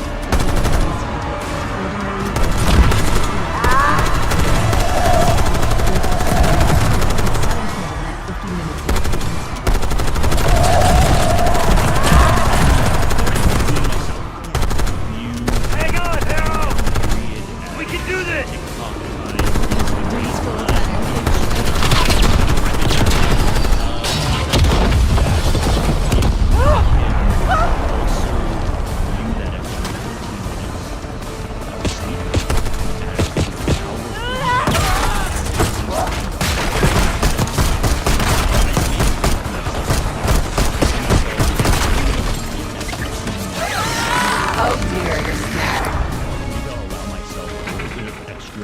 scrolling in the morning when I wake up. And then eventually I had a complete cooking.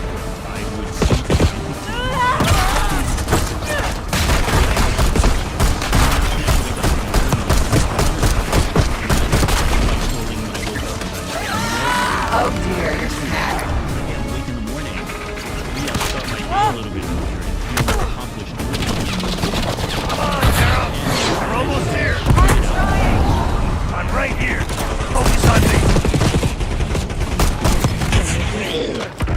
with the small habits, right? Start small, Yeah. but above all, be nice to yourself. Yeah. It's a journey. Okay, so the study also used wearables. We're almost here. I'm right here. Focus on me.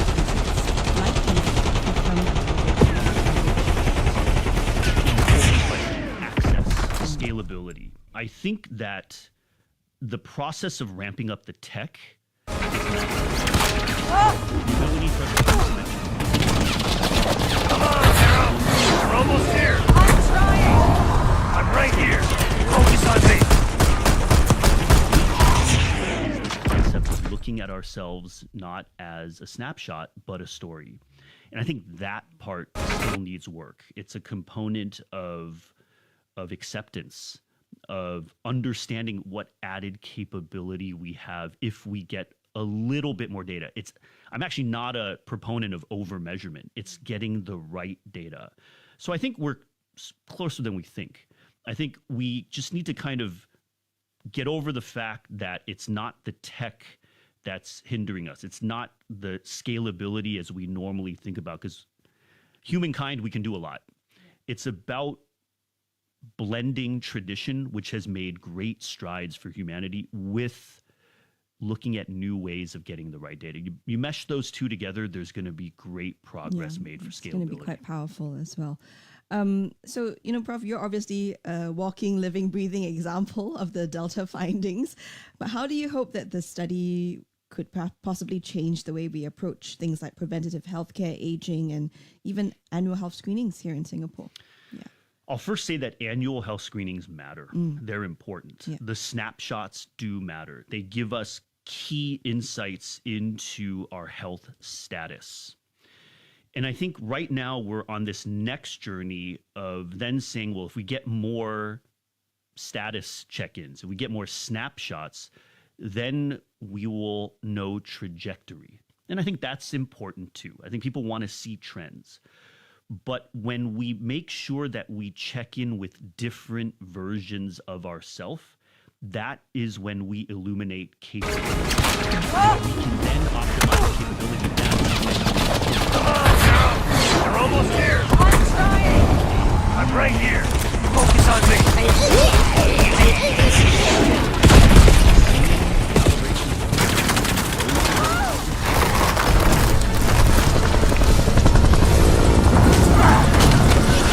Okay, I've got you.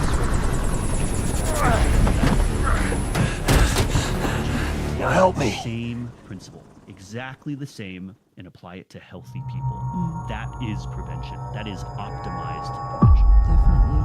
As someone who has gone through various versions of yourself, I see it now. And because we are the wellness, The cradle is in Washington, D.C., the Capitol building.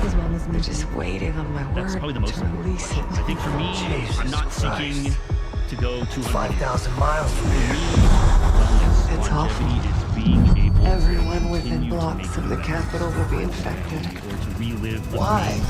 Because Livingston's head will roll for an For those of intelligence you failure of who this might see me magnitude. roaming through the airport, Failure to whether stop it's an in Singapore attack or on our elsewhere, capital. you'll An probably attack see me using with a a backpack CIA-funded on my bioweapon, back. no less. Probably a shoulder And bag someone on the else left will and the right. take his place. Something I define wellness is my kids are very capable. They're very active. My wife is doing Finally well. control the institution that cast them out. Their life a little easier, and it gets me a morning workout. So if you see me walking through the airport carrying about 4 to 6 bags on myself, that's wellness. They have That I one can last step in card for the to family play. when I have to and get a quick workout in. Very sweet. Thank you so much. Thank you for having me. And you're an inspiration to many. Give me something good. Thank you so much. The cradle's in today on the Wellness Hour to Professor Capitol Dean Ho, building. Director They're of gonna the release it Institute after for grabbing International Arrow. Medicine and Shit. English Medicine and lead I let investigator. Livingston know. Let's see if that asshole finally listens. Copy that. Woods! It's go time. I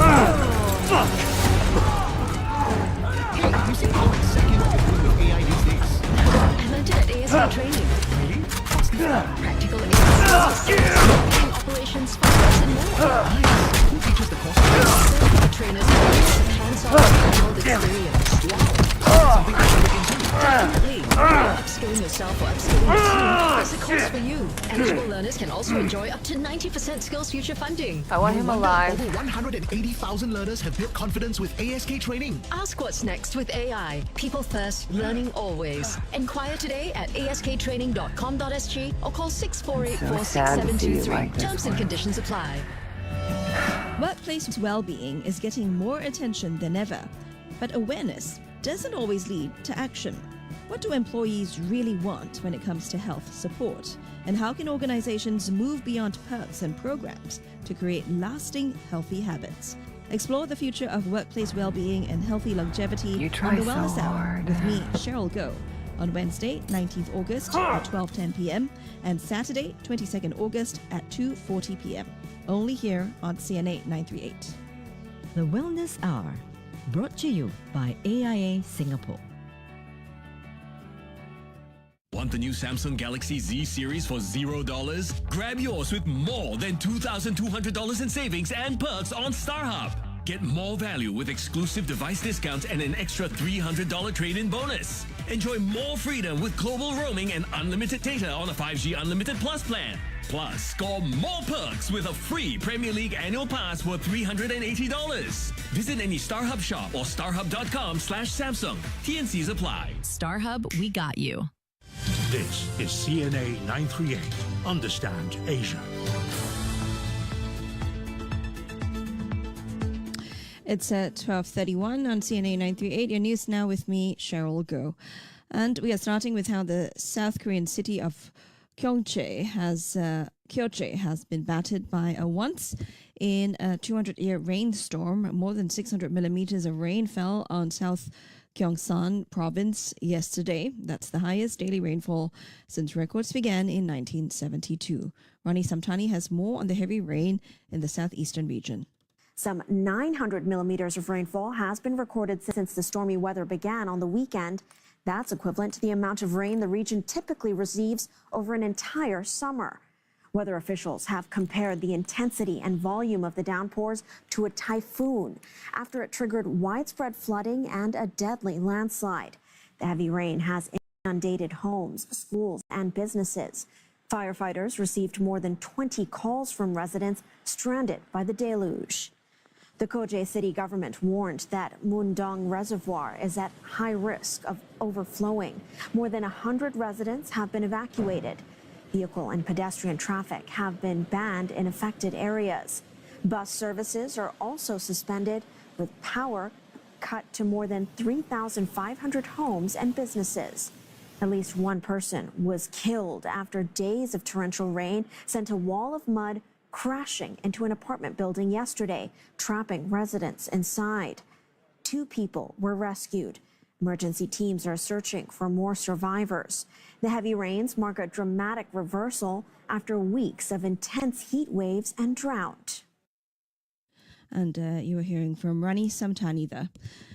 2 people have been killed in a shooting at a high school in Zamboanga City in the southern Philippines. Mayor Kaimir Adan Olaso said both casualties were students and one was the shooter. The attacker was reportedly carrying 2 firearms and shot a fellow student before killing himself. Officials say the situation is now under control. The incident follows another school shooting at Tacloban City in June, in which 3 students were killed. And the U.S.-Iran interim ceasefire deal has expired, with both sides not planning to extend it. Iran is now threatening to go fully offensive if diplomacy fails. The Memorandum of Understanding expired after the U.S. and Iran failed to negotiate a final peace deal within 60 days. They have accused each other of violating the interim deal that was supposed to pave the way for the Strait of Hormuz to reopen. Arnold Gay brings us this update. President Trump voiced frustration over the Strait of Hormuz stalemate, telling Fox News Oman could be bombed if it got in the way. The Turkish President Recep Tayyip Erdogan is urging him to continue talking to Iran. Well, they want to make a deal, but they're not going to make the kind of a deal that I feel is necessary. Look, we're in there for one reason. Iran cannot have a nuclear weapon. The strategic waterway remains in limbo, with ripple effects hitting global oil markets. President Trump insists the U.S. has complete control over the strait. Iran rejects that, demanding Washington lift its naval blockade before Tehran agrees to reopen the waterway. Iran and Oman are negotiating their own deal for shared control. That wraps your news with me, Cheryl Go. Headlines anytime on CNA 938 and CNA.Asia. All right, Asia Business Now on CNA 938. Two of the world's biggest AI companies are joining forces to support the largest data center project announced to date. NVIDIA is providing a financial guarantee of more than $100 billion. Elizabeth Neo has more. OpenAI will lease the site for 20 years, while NVIDIA will exclusively provide its GPUs. NVIDIA is not forking out cash up front, but instead it's guaranteeing part of the value of the data center if things go wrong. This provides a financial safety net for other investors, helping the project get the massive financing that it needs. But it also raises questions over the so-called circular financing, when a tech supplier backs a customer, which then uses those funds to buy the supplier's products. A CEO of NVIDIA, Jensen Huang, said the deal is not circular financing and said NVIDIA uses its scale and long-term visibility to secure the data center to host its compute. Now, the company has recently been active in financing the AI build-out. It's invested in SK Hynix, OpenAI, and Anthropic. And it's also teamed up with Wall Street firms to raise $500 billion to help finance purchases of NVIDIA chips. The expiry of the Memorandum of Understanding between the U.S. and Iran has pushed the price of Brent crude back above $90 a barrel. Oil supply concerns and fading hopes of diplomatic progress weighed on stocks. All three major U.S. indices closed lower despite a rise in chip stocks. Higher oil prices have stoked fears of persistent inflation, raising expectations that the Fed will have to keep interest rates higher for longer. That's weighing on long-dated treasuries as investors sell bonds that become less attractive in a higher rate, higher inflation environment. And this has pushed the U.S. 30-year yield to its highest level since 2007. John Sherman is Vice President and Senior Portfolio Manager at Asset Strategies at Federated Commerce. I'll give the order and once he we're tells airborne. us why rising treasury yield and whether the AI boom has come into play. Certainly interesting phenomenon. It's difficult to put your Don't finger worry. on what the sole cause Your is. suffering will be It's over certainly soon. not unique to the United States. What's Daisy? Felix, are you? Chad, stay with them. Give us some cover fire. Add the case on me. Go case. We'll be fine. So government, demand for that is massive as well. And again, we're going to be financing it short term, but that said, it's still additional debt requirements. The AI build-out is taking place at a time when we can see how this is an amazing potential projects in the near future has got to be funded. So this year is funded by cash flow off the balance sheets of these large hyperscalers.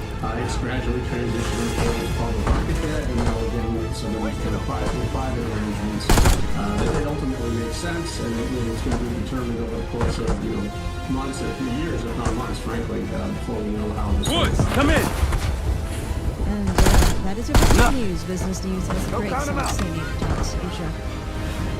right, let's check on your markets right now. Asian Pacific markets have given up gains in early trade as the U.S. Iran wars expired and Tehran threatened to adopt a fully offensive military. South Kospi has lost more than 1%. Japan has fallen over 1.5%. Greater China markets are also seeing losses, with the Hang Seng down 1.5%, and the Shanghai Composite also in the red. Australia's ASX 200 is flat. Gains in mining heavyweight BHP helping to offset lower losses. Queensland's estimate is 2% to 5,698 points. All three major local banks are in the red. DBS has dipped more than 1% to $75.86. OCBC has fallen over 2% to $30.60, and UOB has slipped to $20.89. Meanwhile, Singapore Airlines has dropped 0.7% to $7.05. That's despite announcing that passenger traffic rose 2.6% year-on-year. CNA 938 Markets Update is brought to you by Starbucks. Unfold Samsung's all new Z series with Starbucks. Visit starbucks.com/Samsung for exclusive products today.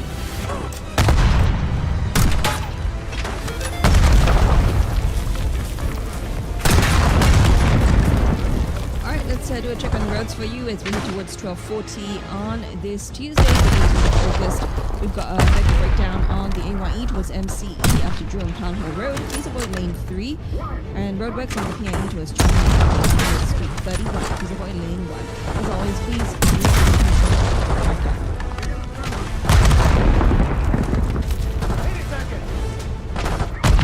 It's the Wellness Hour here on CNA 938, and we bring you now an episode of Health Matters with Daniel Martin. If it's a matter of health, it matters. Health Matters with Daniel Martin. Hi everybody. You know what matters? Recognizing that I always say that it's the user that is the issue, not the media of social media. Legally speaking,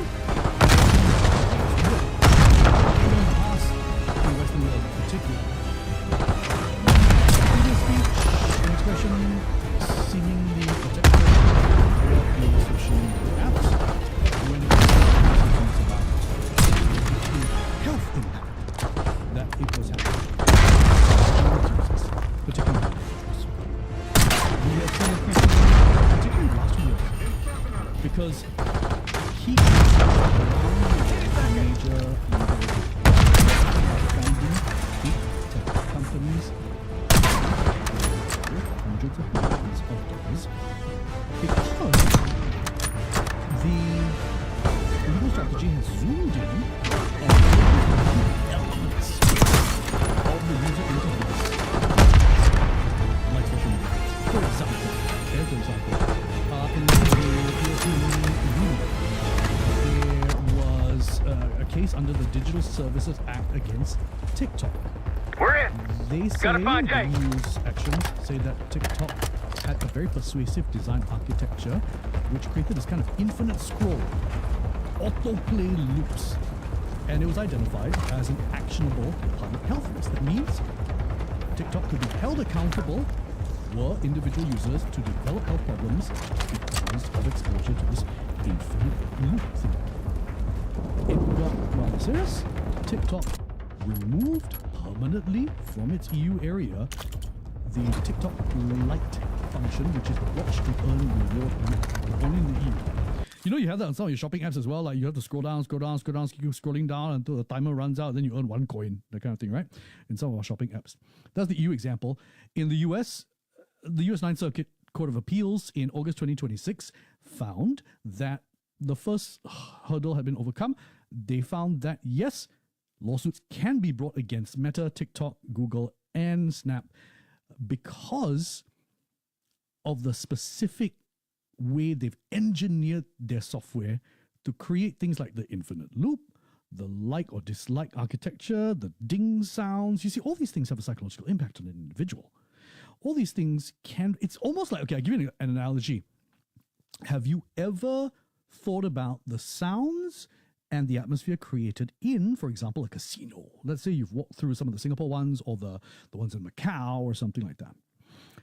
There's a noise, there's a pitch, there's a sound, there's a cadence, and all these things drum up excitement and create the perfect storm for an individual to continue doing that behavior.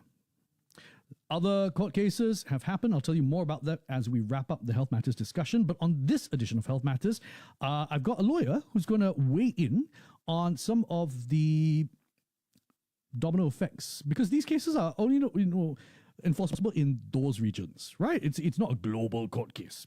So let's understand that. Plus, he's also brought it up in Parliament as a member of Parliament, Sembawang GRC MP Vikram Nair. And from the tech world, Ronnie Chan joins me, founder of Sold Studio. They're a design studio specializing in brand identity, digital products, and user experiences across APAC. Wait till you hear what he tells me about how some tech companies design some of the simple features that you think is a throwaway issue, like whether or not the video autoplays or the color of the buttons. That's how coming up now on this edition of Health Matters. But starting off first with Sembawang GRC MP Vikram Nair and what he's been raising in Parliament in terms of We've seen other countries take really firm stances, right? Like Australia saying that, nope, nobody above a certain age or below a certain age can have access to social media at all. That's quite a blanket, quite a sweeping situation. That might not be the way forward for us. Let's talk more about how you've been sounding out about the protections that are needed for the mental health of our youth in particular. I think I was one of those who was calling for restrictions from much earlier time, and probably even when the Australians first did it. Because, I have a young daughter. I've seen children of that age. I've seen how they use social media. And intuitively, you can understand why it's so addictive, right? So many of the things that were brought up in the US court case, I think, are things that many parents relate to. And I think the specific features, for example, that were discussed there include, things like the infinite scroll, right? So if all these short videos, TikTok, YouTube Shorts, whatever it is, and then they just roll from one to the next. Then they have algorithms that will keep feeding you what you like. Quite often, children are able to access it without any age controls as well. It's easy to see why children get addicted to devices. And of course, parents do have a responsibility to restrict their access and so on. But then again, sometimes devices are necessary. You need to have a phone to keep in contact with your children and so on. So I think you need a multi-pronged approach, right? And which is why I was actually in favor of just banning it, and then you negotiate the features. But I think the government prefers to take a more calibrated approach and focus on the features themselves. And I think they also wish to keep the platform operators operating as well. So that's probably the different considerations involved. Looking to those features and what the California verdict was able to highlight might have been things that us, the average user, would have just not even paid attention to. So interesting. We might not think to ourselves that this is something, but then when you think about it, and from a user interface point of view, it's like, oh, I see how that could happen. So they identified things like the infinite scroll, as you said, the autoplay feature where a video just automatically plays as you're scrolling, the algorithmic recommendations, variable reward loops. That does filter, and that creates the sense of like, oh, I do this, I get a reward. Oh, I want to do more, and therefore, it creates that. The beauty filters, the youth targeting and retention design. See, these are when you think about it, really warranted. It's like, oh, is this fostering in somebody that doesn't have the capacity or capability yet, or has not learned yet about things like self-control? Yeah. And also, I think, children at that age already probably are exposed to all kinds of insecurities and so on. And so, when you have these filters, I think one of the points in the judgment was that it also promoted body dysmorphia, right? Because she had a distorted image of herself, thinking, and that adds to your depression and so on, because these filters project unrealistic, idealized forms of beauties that no human can achieve, right? So then you feel the real you is not adequate. So these are all things that I think you intuitively understand. And I think the verdict brought a lot of that out and affirmed, I think, the views of many people around the world who have seen it in action. Yeah, and let's face it, we're doom scrolling sometimes as well as adults. Ronnie, I want to get the tech perspective. When it comes to designing some of these elements, some of these features that we just described, will we ever know how they were first developed or created from a user interface, from a tech point of view? I'm asking because I wonder, were these possibly innocently designed by tech people thinking it was the best option for interaction? Or what if, more insidiously, what if it was developed in collaboration with a brain specialist or psychologist that says, yes, this kind of animation does elicit this kind of response, and yes, this kind of coloring does create this kind of response? Will we ever know how a tech company designs specific parts of the user interface? Thank you, Daniel. So basically, all these platforms are unquestionably designed to maximize engagement. All tech companies engage different behavioral scientists and psychologists, psychiatrists, to maximize the prolonged use and repeated use.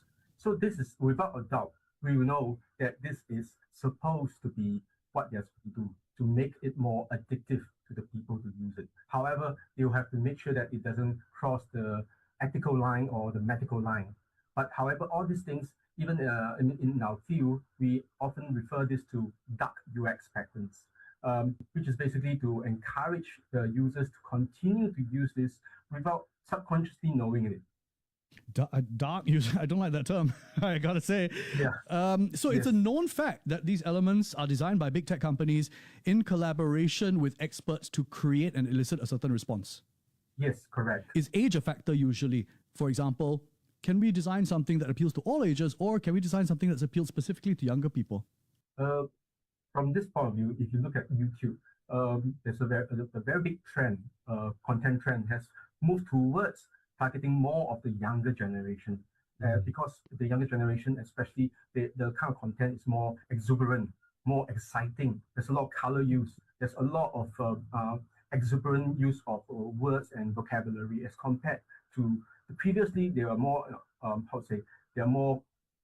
they give more weightage to community building, education type of videos.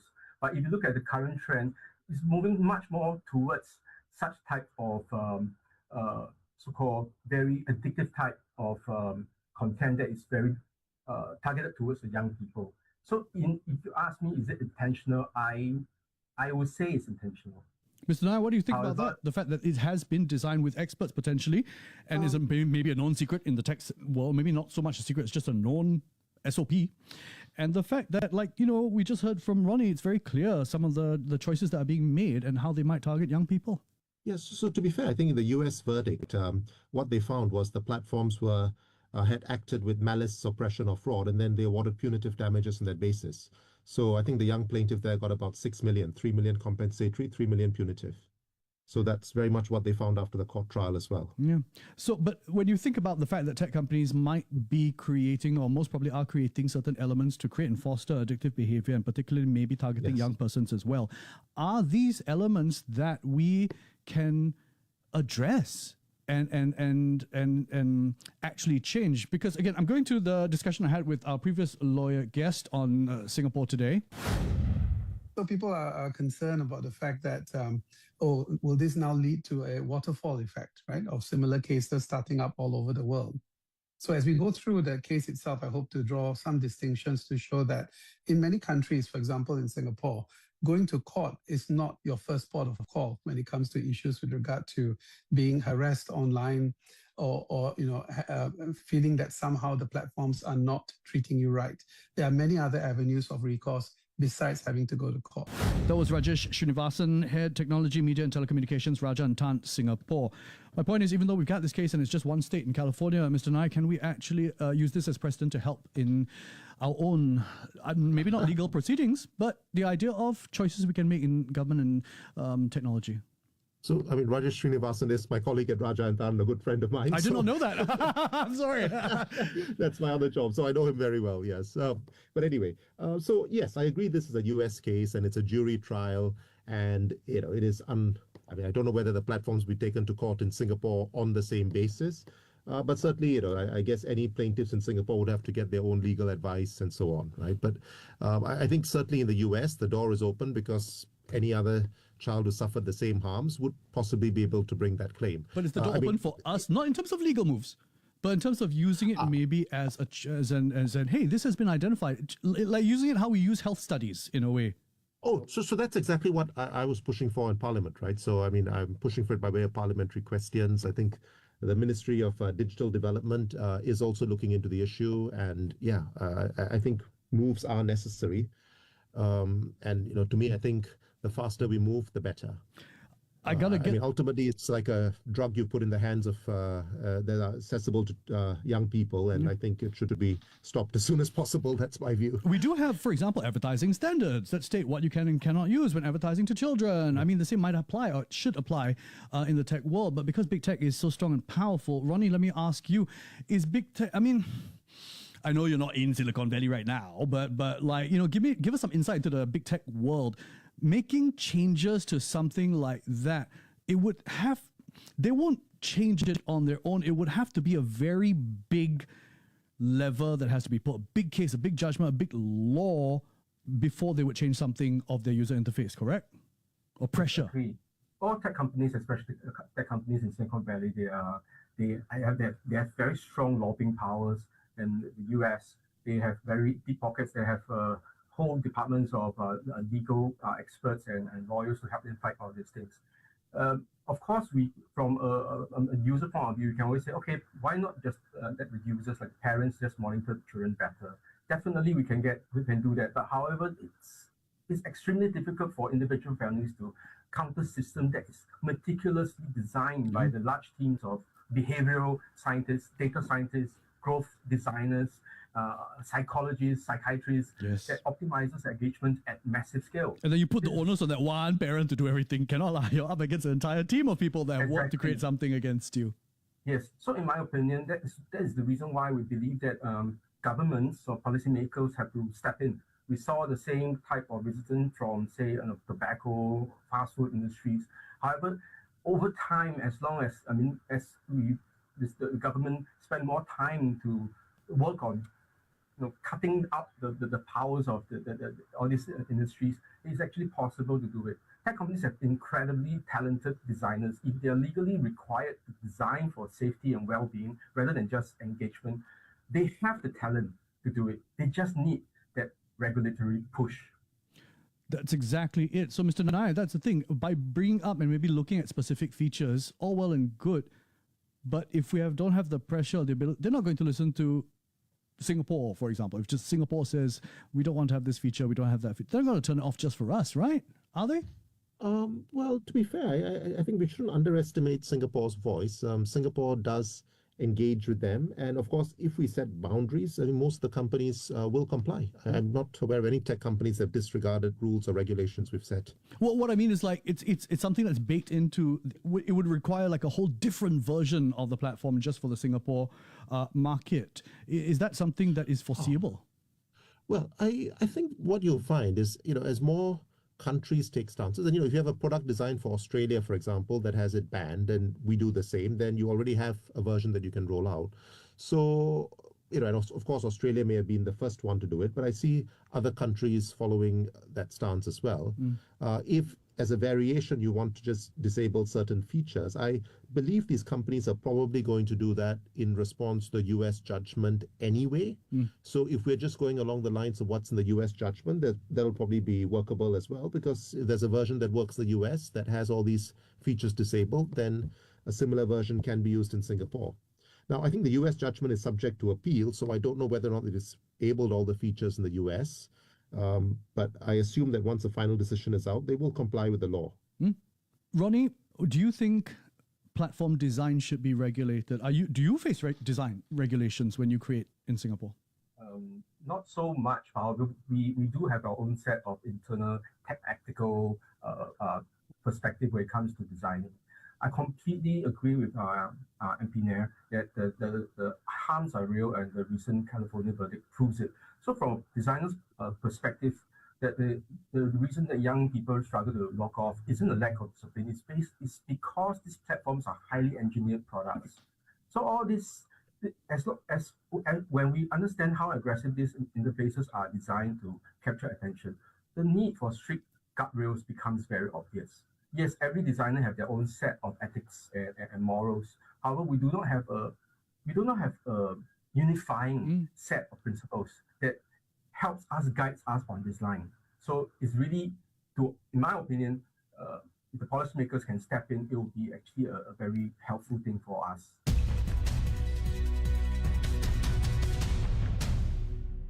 Quartz goes even more over the top with up to 80% off across IT, electricals, and furniture. And here's this week's star buys.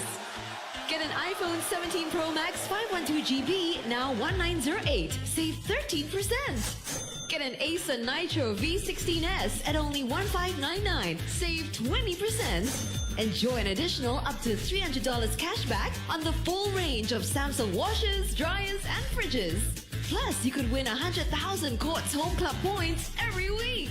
Shop now at Quartz stores and quartz.com.sg. This is KFC sauce support training. Because with sauces this good, customers need help. They say, we want more. You say, 4 new dips are coming. They say, I want them all. You say, Get the Double Dip Platter Meal at $8.50 or the Double Dip Party Box at $15.90. They come with Mala Mania, Cheesy Onion, White Curry Shiok, and Secret Grill sauces. And remember, dip, dunk, drip. Just don't drop. Good day. The sound of Asia. On the CNA app. On CNA.Asia. On Google Assistant. Play news from CNA. And on your radio. This is CNA 938. Now, CNA 938 Rewind. 1 o'clock on this Tuesday, the 18th of August. Coming up on a replay of Mind Your Money. Reputation can take years to build and minutes to damage. So why do some companies still treat it as a communications issue rather than a business risk? Before that, a replay of E-Drink Singapore, from rare Japanese matcha to whimsical cotton candy clouds. One homegrown brand is looking to transform Singapore's tea culture one cup at a time. All that's coming up, but first, here's the news.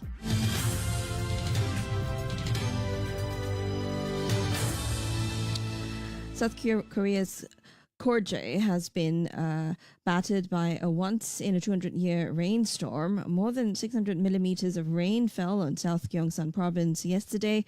That's the highest daily rainfall since records began in 1972. Some 900 millimeters of rainfall have been recorded since the stormy weather began over the weekend. That's equivalent to the amount of rain the region typically receives over an entire summer. Julie Yu reports. Weather officials have compared the intensity and volume of the downpours to a typhoon after it triggered widespread flooding and a deadly landslide. The heavy rain has inundated homes, schools, and businesses. The firefighters received more than 20 calls from residents stranded by the deluge. At least one person was killed after days of torrential rain sent a wall of mud crashing into an apartment building yesterday, trapping residents inside. 2 people were rescued. Emergency teams are searching for more survivors. The heavy rains marked a dramatic reversal after weeks of intense heat waves and drought. And 2 people have been killed in a shooting at a high school in Zamboanga City in the southern Philippines. The mayor also said both casualties were students and one was the shooter. The attacker, who was carrying 2 firearms, shot a fellow student before killing himself. Officials say the situation is now under control. The incident follows another school shooting in Tacloban City in June, in which 3 students were killed. And China has lowered national flags to half-mast at key government buildings and other official sites to mourn former Premier Zhu Rongji, who died last week. State news agency Xinhua reported that his cremation will be held today. Mr. Zhu helped drive China's economic overhaul in the 1990s. He served as vice premier from 1999 to 1998 and premier from 1998 to 2003. His reforms also helped clear the way for China's accession to the World Trade Organization in 2001. Now, Myanmar's leader Min Aung Hlaing is in Moscow on his first trip there since assuming a civilian role in April. Rani Samtani tells us more. He arrived yesterday evening for the 5th stop of his diplomatic tour after visiting India, China, Laos, and Thailand. He will meet Russian President Vladimir Putin and attend a business forum. The leaders last met in Moscow in September before Min Aung Hlaing won Myanmar's phased elections that ended in January. This is his 7th visit to Russia since the 2021 military coup. Both nations are under Western sanctions. In his recent trips, the Myanmar leader emphasized that his country is open for business and on the path to progress, stability, and democracy. Min Aung Hlaing has also pledged to restore ties with ASEAN, but has dismissed its 5-point consensus peace plan, saying it discriminates against Myanmar. And you were hearing from Rani Samtani there. Now, the U.S.-Iran interim ceasefire deal has expired, with both sides not planning to extend it. Iran is now threatening to go fully offensive if diplomacy fails. The Memorandum of Understanding expired after the U.S. and Iran failed to negotiate a final peace deal within 60 days. They have accused each other of violating the interim deal that was supposed to pave the way for the Strait of Hormuz to reopen. Arnold Gay brings us this update. President Trump voiced frustration over the Strait of Hormuz stalemate, telling Fox News Oman could be bombed if it got in the way. The Turkish President Recep Tayyip Erdogan is urging him to continue talking to Iran. Well, they want to make a deal, but they're not going to make the kind of a deal that I feel is necessary. Look, we're in there for one reason. Iran cannot have a nuclear weapon. The strategic waterway remains in limbo with ripple effects hitting global oil markets. President Trump insists the U.S. has complete control over the strait. Iran rejects that, demanding Washington lift its naval blockade before Tehran agrees to reopen the waterway. Iran and Oman are negotiating their own deal for shared control. And still on this, let's get more now from James Goodison, who tells us what Mr. Trump's decision not to extend the interim deal, coupled with his threat to bomb Oman, could signal about his next move. Well, some would say that it seems a bit desperate. We are in a situation at the moment where effectively President Trump has decided that any sort of military activity is not the way to get victory. Instead, they are going for economic pressure. Scott Bessent, the Treasury Secretary, last week said they've gone from Operation Epic Fury to Operation Economic Fury, and it is our understanding that later this week the US will put a huge amount of sanctions, painful sanctions in their words, on Iran, trying to twist the screw there, because alongside the naval blockade, which is pushing up prices in Iran, the sanctions are also biting. And from President Trump's point of view, he thinks, well, at the moment the Iranian government are certainly one thing, and that is they are resolved. They are willing to stand up and take the economic pain that's being inflicted by the blockade in order to not back down from their red lines. And President Trump thinks turning up the pressure from that point of view might bring them to the table. The key thing is, though, you look at other countries that have been dealt with pretty painful sanctions. Russia are a key example when it comes to the war in Ukraine. Despite those sanctions really harming their economy, they are still pushing on. Now, climate change is piling pressure on agriculture, with scientists looking for new ways to make crops more resilient to extreme weather. They're seeking answers by turning to an unusual place and a rather hardy plant. But their research could still take years before yielding a practical solution. The News Desk reports. Colobanthus quitensis is one of only 2 flowering plants that grow naturally in Antarctica. It has long attracted scientific interest because it can survive one of the planet's coldest and driest environments. Now, a team led by Chilean researchers has produced the most complete genetic map of the plant to date. The study assembled all 40 chromosome-scale scaffolds that make up the plant's genetic blueprint under a project known as Polaric. Record heat and extensive drought have increased pressure on agriculture in many parts of the world. Scientists said they are now equipped to start assessing whether the plant's traits could be transferred to agricultural crops through genetic editing techniques. However, it can take years. Identifying individual genes is easier once a genome has been mapped. When that has been done, scientists could need between 5 to 10 years to develop commercial applications. And you're hearing from the News Desk there. Now, at home, a suspicious consultancy website is reportedly targeting former Singapore Foreign Ministry personnel for recruitment. A check by CNA found that the website claims its managing partner, Dr. Jade Tran, is a former Singapore diplomat, but the Ministry of Foreign Affairs says she never worked there. The supposed firm, Great Vision, also seeks candidates with experience at Singapore-based think tanks such as RSIS. CNA found similar suspicious websites making false claims about ties to Singapore institutions and using fabricated or AI-generated expert profiles. Experts say targeting former officials could provide access to people with privileged knowledge, networks, or an understanding of government processes. Researchers also warn that the sites could be connected, although CNA has found no evidence proving common control. They say generative AI has made it easier to create convincing fake organizations and personas at scale.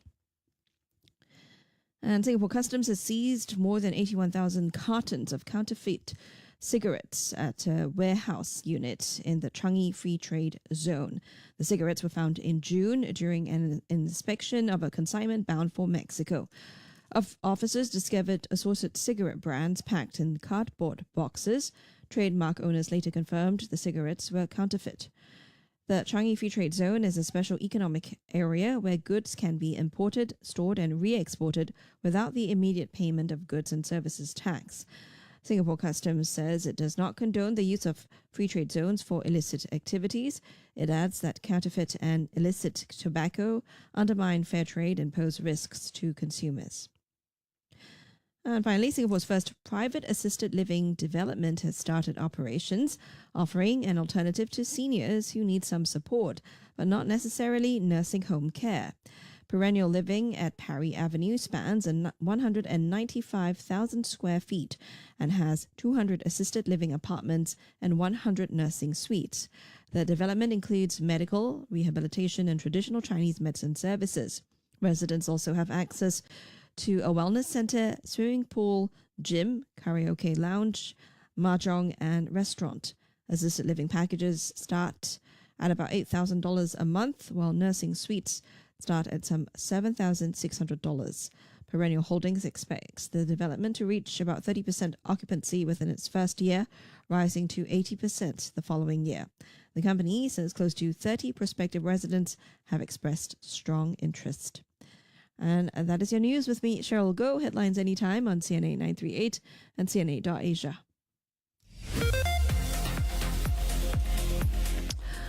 All right, on the roads, we have traffic light blackout at Upper Aljunied Road near Lychee Avenue and a vehicle breakdown on the ECP towards Changi after Tanjong Katong. Weather-wise today, partly cloudy, temperatures hitting a high of 34 degrees Celsius. Always take the weather with you. Mitsubishi Electric StarMax Aircon saves you energy and money. It's easy to clean and is one of the quietest. Now, Eat Drink Singapore with Cheryl Goh. Hello, welcome to Eat Drink Singapore with me, Cheryl Goh. Now, matcha has come a long way from being a niche Japanese tea to becoming a mainstay in cafes across Singapore. In fact, specialty tea brand Matchaya estimates it now supplies about half of the matcha used by cafes and restaurants here. And to tell us more, well, we have with us today Kevin Chi, who is founder of Matchaya, because the homegrown company has also just unveiled its new tea studio in Tiong Bahru, alongside a refreshed menu featuring its playful, whimsical cloud series inspired by Japanese wagashi artistry and tea rituals. So, Kevin, welcome to Eat Drink Singapore. Nice to have you with us. Thank you so much for having me. So we understand that Matchaya started out as a passion project after you discovered Japan's tea culture firsthand. What was it about matcha that inspired you to leave a conventional career path and even build an entire business around it, Kevin? Right. So what drew me initially wasn't just the matcha itself. It was in fact the whole culture behind it as well, with tea in Japan. It's because there was so much care, right, that was taken behind what looks very simple, from the harvesting to the cultivation and eventually how it was prepared, and also the culture that was built throughout the whole history of Japan itself. So what happens was that when I came back to Singapore, I didn't realize that, when I asked my friends and family, where do you buy your matcha latte from? They were all buying it from Starbucks. And we thought, hey, could there be like a unilateral brand that kind of focused and specialized in matcha and tea back then? It turns out that when we did a bit of more market research, it turns out that people were buying a lot of matcha latte from Starbucks, matcha ice cream from Haagen-Dazs. Haagen-Dazs, yes. And of course, like matcha chocolate from Roy's. So we thought, couldn't just there be a single specialty matcha store that kind of specialize in it, and you can get all your, cravings and products from one store. So I think with that very simple journey, matcha was born. So I graduated from Bachelor of Engineering in NUS. And with that, I went on to becoming a management trainee within Singapore Airlines and then DBS. And then, from that itself, I think, so matcha just came as like a passion project. I did pop up for about 6 months. So back then, how I did it was Monday to Friday, you got your 9 to 5 job. But of course, my 9 to 5 job was slightly a bit longer. It was like 9 to 8. 7 or 8, or even longer sometimes, right? Because you have to prepare a lot of, financial reports and stuff. So on Friday night, I will get back home. So I guess that was how like home business really began for me.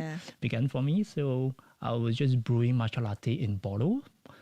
and we're just carrying to different pops out over the weekends. Wow. Yeah, probably about 100 to 200 bottles per night. So you kind of don't sleep at night, Wow. and then you go for the pop out Yeah. on the next day. So that was really how we kind of started. Wow, really, Yeah.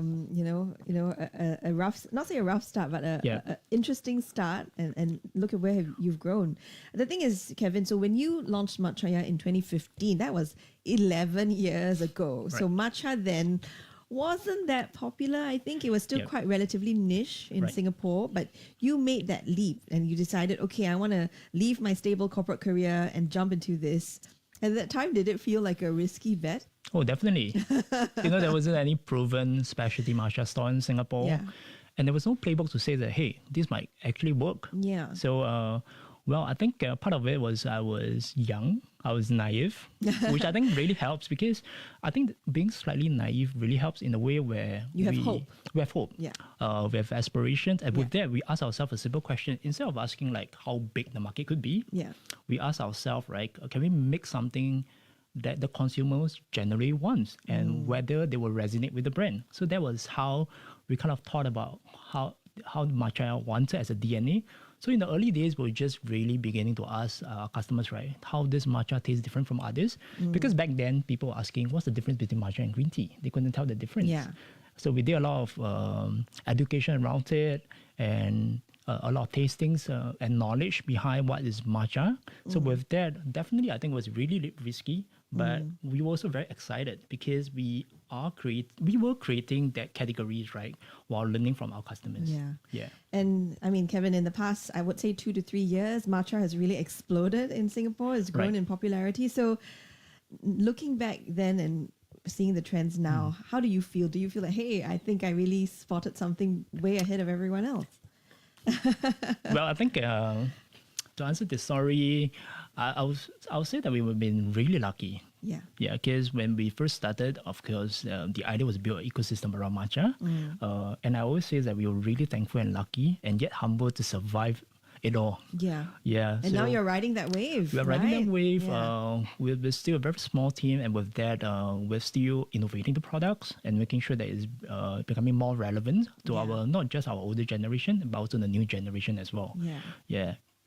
So you've really evolved, and from 200 bottles at a pop up to now supplying an estimated 50% of the matcha that's used by cafes and restaurants here in Singapore. What do you think has fueled the growing demand for matcha, and are Singaporeans becoming a bit more discerning about quality? Because it's no longer, they won't settle for a certain coffee house's matcha anymore, right? Yeah. Yeah, definitely. I think a few things probably happen at the same time as well. Yeah. Right after COVID is when we see a surge in terms of popularity, because there was a lot of do-it-yourself matcha kit. People were doing a lot of matcha at home as well. And this is when they began to learn the ritual and technicalities of doing the matcha at home.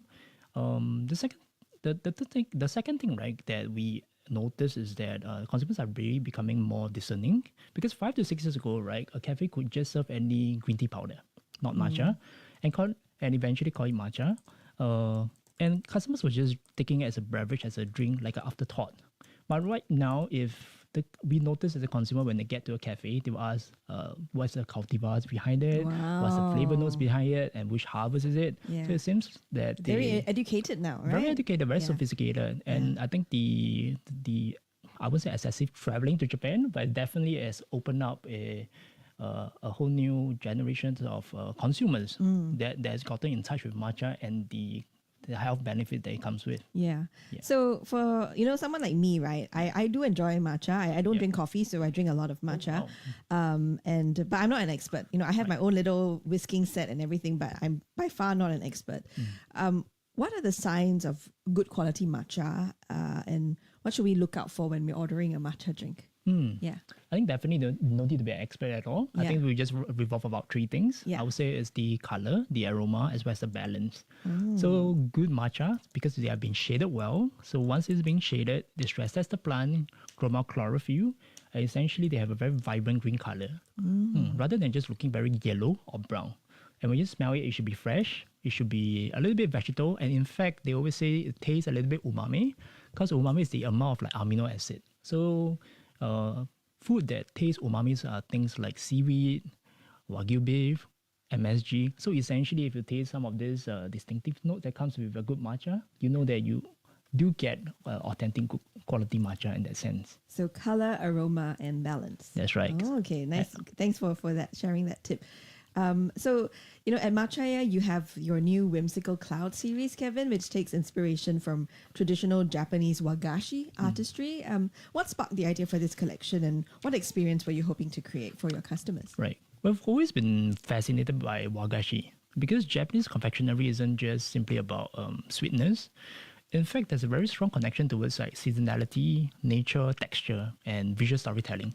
So with that, when we talk about wagashi, the matcha concept, and being a locally born brand itself, we decided, hey, could we put in something that was that could act as a local wagashi? So with that, right, we created something quite playful and contemporary, and with that, we decided to add cotton candy. So the cotton candy becomes the local version of the matcha version of the wagashi itself. Yeah, it's a very simple canvas, right? Because it reminds you of your childhood. It's very recognizable. And with that, with different seasons, or in fact, different occasions, like right now during National Day Month itself, we changed the color of the cotton candy, right, to red. Oh, okay, yeah. okay. So something okay. playful, something interesting at all times. Yeah, and it gives you the flexibility to adapt to the seasons, right? Exactly. Okay. Tell us a bit more about some of the other interesting must-try food and drink items from your 3.0 menu. Right. Yeah. So in matcha, we always wanted to change the way that people look at matcha and tea. So one of those that we wanted to show that matcha can be experienced in different form. And that different form is now carrying into the different categories we have. The first one being tea itself. So we decided to innovate something different. So this version is now the version 3. This is the third time we are kind of tweaking the menu to cater to the growing generation of consumers. So we have something interesting within the tea series. We decided to come up with a matcha Cloud 9.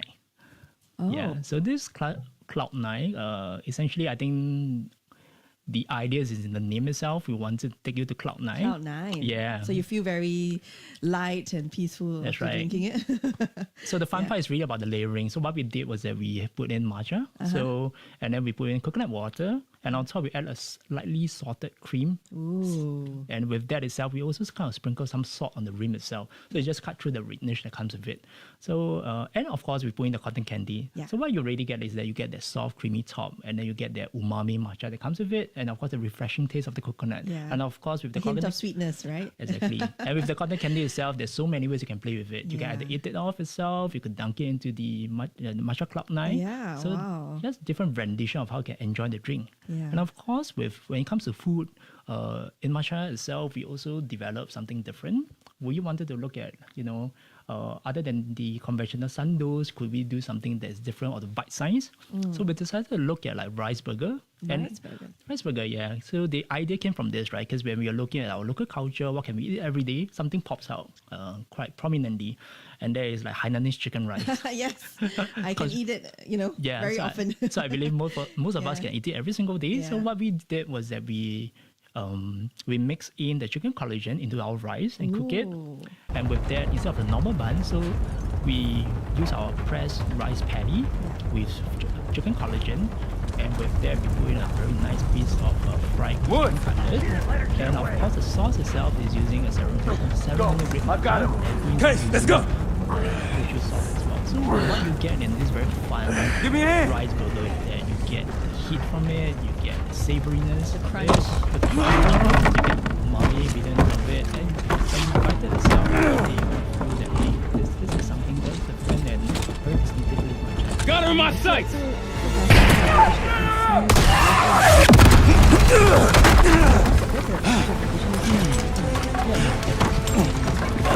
Okay. Can't let it get away. It's up to you. Go. Go. Chicken, yes, obviously, but the rice is such a big part of that as well. Okay, and then your revamped culinary outlet is also designed around three distinct concepts. The tea bar, tea discovery, tea room. So walk us through each space and how they reflect Matana's vision of modern tea.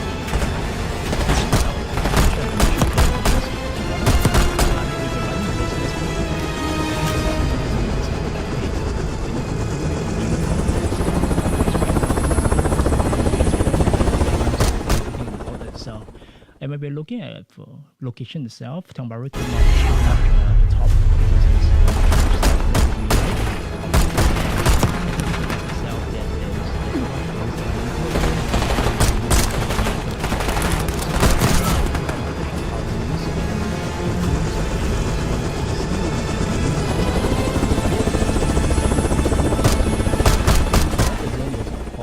Matcha, you see a signature tea bar. So this is the most immediate one that on the drink.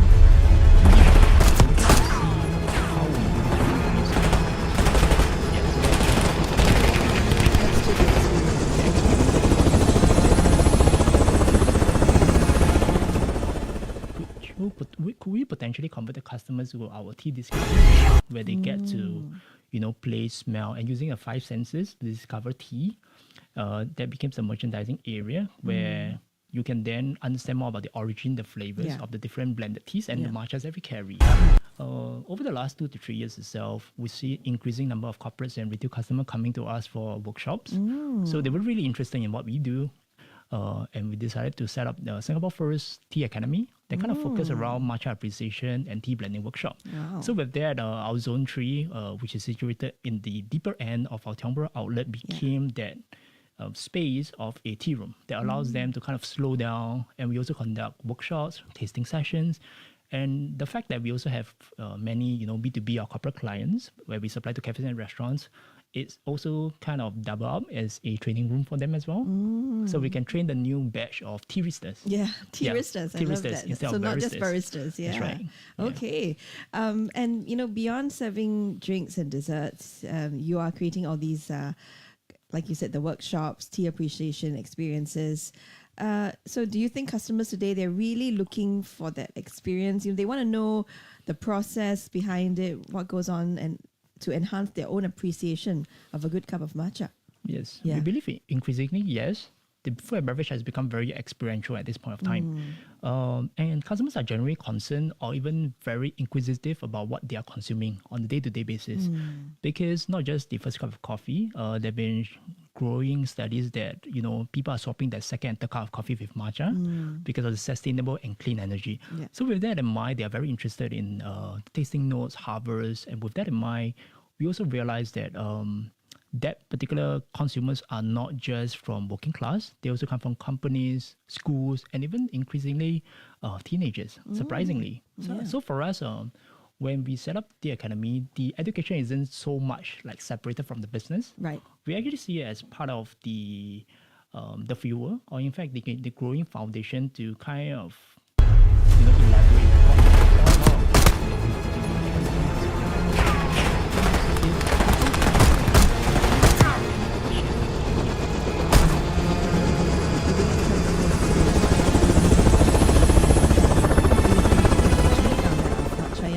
Their flagship store is at Tiong Bahru at 0105 82 Tiong Road. They're open Mondays to Fridays 9 a.m. to 10 p.m. and Saturdays and Sundays from 8 a.m. to 10 p.m. They've got other outlets in Singapore as well. Matchaya, MATCHAYA.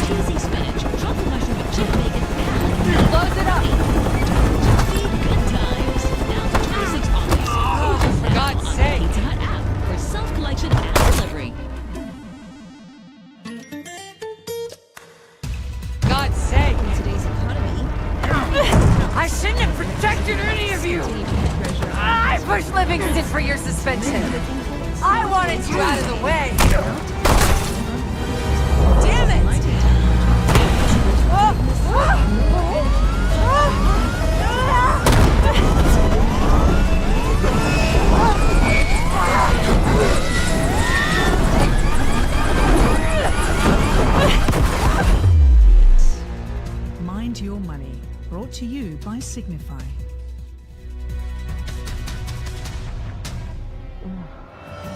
Workplace well-being is getting more attention than ever, but awareness doesn't always lead to action. What do employees really want when it comes to health support? No!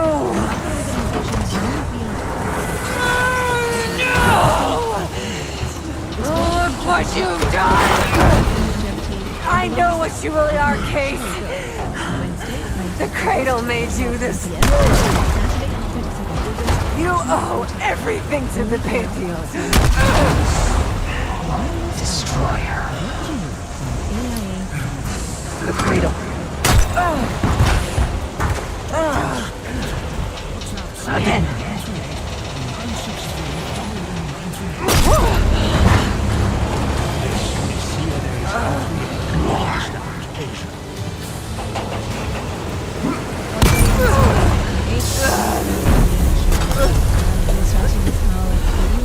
Finish this.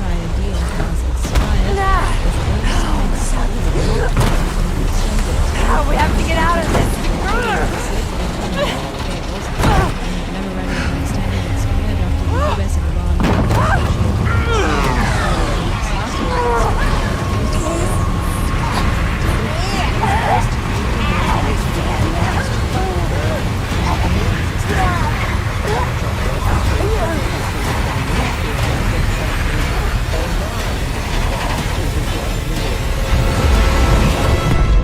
Urging him to continue talking to Iran.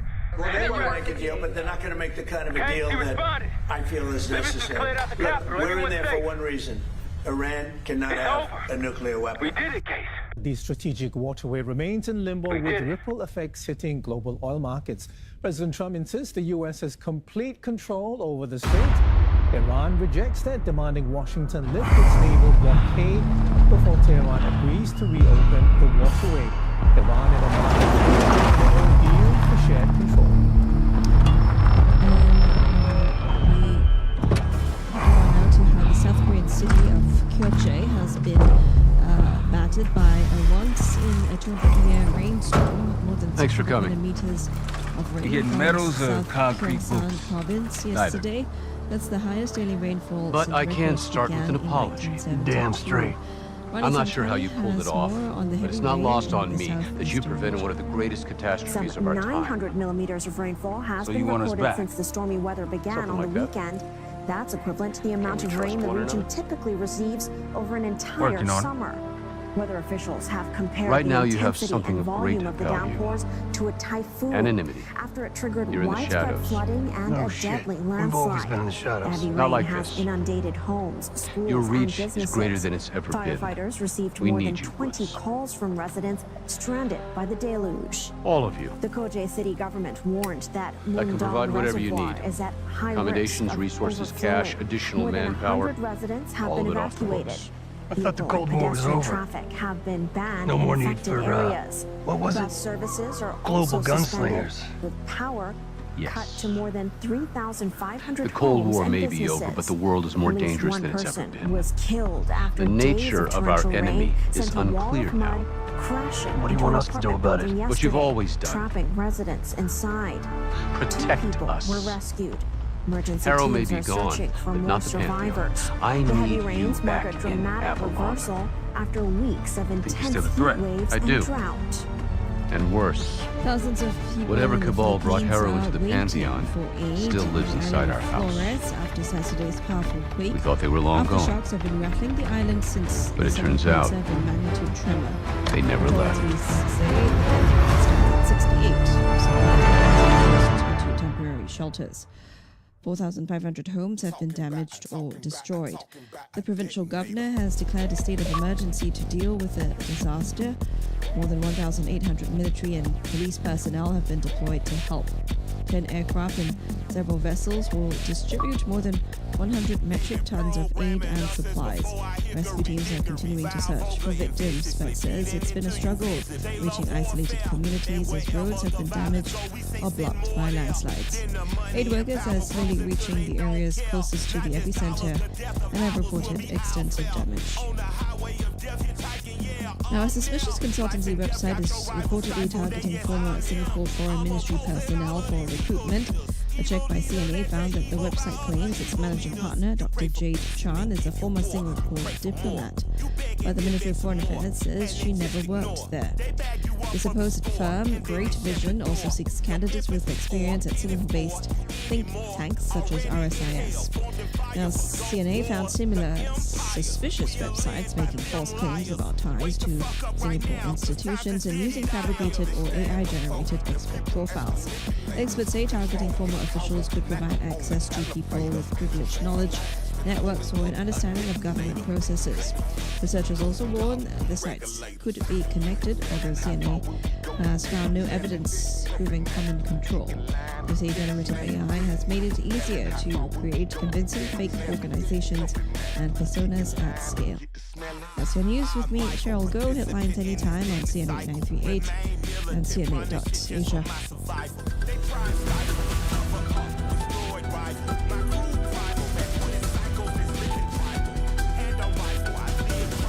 Asia Business Now on CNA 938. Chinese robotics company Unitree is set to list in Shanghai tomorrow. It's the world's biggest humanoid robot maker by sales. It's also the first general-purpose robotics company to go public in mainland China. Unitree Robotics have gained global attention for their skills in running and dancing. Investors are getting excited too. Its IPO was more than 8,000 times oversubscribed by retail investors. The strong investor interest helped it raise more than $900 million at about $22.34 a share. This values Unitree at around $9 billion. It's floating 10% of its shares and plans to use the proceeds to develop robot hardware and software as well as launch new products. The listing comes at a time of heightened tech tensions between the US and China. US sales made up 13% of Unitree's revenue last year. The company flagged US tariffs and export controls as potential challenges to overseas growth. And two of the world's biggest AI companies are joining forces to support the largest data center project announced to date. NVIDIA is providing a financial guarantee of more than $100 billion. Elizabeth Neal has more. OpenAI will lease the site for 20 years, while NVIDIA will exclusively provide its GPUs. NVIDIA is not forking out cash up front, but instead it's guaranteeing part of the value of the data center if things go wrong. This provides a financial safety net for other investors, helping the project get the massive financing that it needs. But it also raises questions over the so-called circular financing, when a tech supplier backs a customer, which then uses those funds to buy the supplier's products. The CEO of NVIDIA, Jensen Huang, said the deal is not circular financing, and he said NVIDIA uses its scale and long-term visibility to secure the data center to host its compute. Now, the company has recently been active in financing the AI build-out. It's invested in SK Hynix, OpenAI, and Anthropic. And it's also teamed up with Wall Street firms to raise $500 billion to help finance purchases of NVIDIA chips. The world's biggest miner, BHP, has posted a better-than-expected full-year profit. Earnings jumped 30% as strong commodity prices boosted its bottom line. BHP's underlying profit climbed to $13.2 billion for the year through June, beating estimates. Strong copper prices were a major driver, while iron ore remained resilient despite China's property slowdown weighing on steel demand. The results reinforce BHP's push towards copper, which is increasingly in demand for electrification, data centers, and AI infrastructure. That's your business news as it breaks on CNA.Asia. All right, checking on your stock markets, Asia-Pacific markets have given up gains in early trade as a US-Iran truce expired and Tehran threatened to adopt a fully offensive military posture. South Korea's Kospi has lost 1%, Japan's Nikkei 225 down by 2%. Greater China markets also seeing losses, with the Hang Seng down around 0.5% and the Shanghai Composite also in the red. But Australia's ASX 200 is in positive territory, with gains in mining heavyweight BHP helping to offset broader losses. Singapore's STI dropped by more than 1% to 5,694 points. All three major local banks are in the red. TBS has dipped more than 1% to $75.80. OCBC has fallen over 2% to $30.89. And UOB has also slipped to $40.78. Meanwhile, Singapore Airlines has dropped 0.9% to $7.07. I'll say that again. Singapore Airlines has dropped 0.9% to $7.04. And that's despite announcing that passenger traffic rose 2.6% year on year. The CNA 938 Markets Update is brought to you by StarHub. Unfold Samsung's all-new Z series with StarHub. Visit starhub.com/Samsung for exclusive perks today.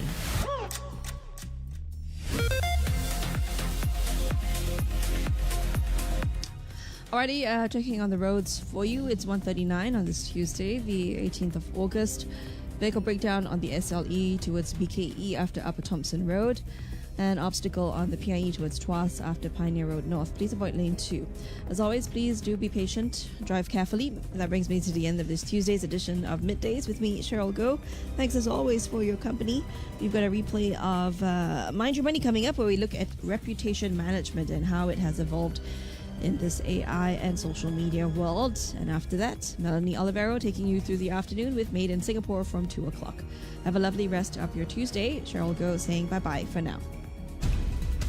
Now, Mind Your Money with Cheryl Goh. Yes, hello. Welcome to Mind Your Money with me, Cheryl Goh. Now, reputation may not appear on a balance sheet, but it can shape everything from customer confidence to regulatory scrutiny and a company's ability to grow. Now, so how should businesses measure that risk? Who should be accountable for it? And how prepared are companies across Asia Pacific when a crisis hits? Well, that's what we're going to discuss today on Mind Your Money with our guest, Connell McDevitt, who is president of Penta and managing partner for Europe and Asia as well. He joins me in the studio. Connell, nice to have you with us. Welcome to Mind Your Money. Thank you. Lovely to see you. Yeah, so, you've worked in communications through very different kinds of high-pressure environments over many years. When you look at the profession today, what would you say has changed the most in the way companies think about reputation and the role that communication plays in protecting it? I think we're living through a period of very significant change. And that change has been driven by technology, which we'll talk about, I'm sure, but also just about the way organizations structure themselves. And so the way companies think about reputation is changing. It's changing quite radically. You're right to say that reputation itself doesn't sit on the balance sheet, but goodwill does sit on the balance sheet. And what we are seeing with the technological revolution, with the democratization of information globally, is that goodwill and reputation are becoming the same thing. And so an organization needs to think about its reputation in a strategic and holistic way, no longer in a siloed and audience-based way. So in a sense, a company's reputation kind of influence how a customer would feel about their brand, and whether extend their goodwill to maybe become a paying customer. Yeah, exactly. Your reputation is your standing with those individuals or groups that influence your organization. And who are they? Well, they're your staff. Yeah. You pay their wages. Yeah. They have a vested interest in the organization. Your customers, they buy your goods or services, and they have a vested interest. Your investors, because they put their money in. And it could be a big, huge institutional investor or a stock market public investment, or it might just be a family. But it's still a group of people who have a huge stake in the organization. And then finally, if you're in any organization that has any sort of regulation behind it, which is the vast majority of organizations, then policymakers and regulators are also critical stakeholders. Historically, organizations could manage those in silos. You had your marketing team that dealt with customers, HR that dealt with legal staff, you had legal for the compliance stuff, investor relations for investors. That's all changing. It is no longer possible to think about stakeholder groups as isolated groups. They are all influencing each other. They are all talking to each other. They're all behaving, they're wearing multiple hats. Yeah. And organizations need to adapt to that new reality. Okay, so stakeholder management has to be seen as a whole, right? And not just a sum of its parts anymore. Okay, at what point, Connell, does a reputation issue stop becoming a communications problem and actually become a genuine business risk. I guess if you look at recent history, when CEOs see get into it these now. jobs, which is The cradle's in Washington, D.C., the capital this side of the world, They're just in North waiting America, on my in Europe, word to CEOs release it. have been taken Jesus down by Christ. mismanagement of their 5,000 miles from here. So it becomes a significant risk issue now. I've always Everyone felt within blocks uncomfortable of the about framing capital will be reputation as affected. management exercise. Why? Because Livingston's head will roll for an intelligence failure of this magnitude. Failure to stop an attack on our capital. An attack using a CIA-funded bioweapon, no less. And someone else will take his place. And in this world where marketing The Pantheon will finally control the institution that cast them out. Not fading, Frank. we have to think You about have to that stop as a strategic Stop me.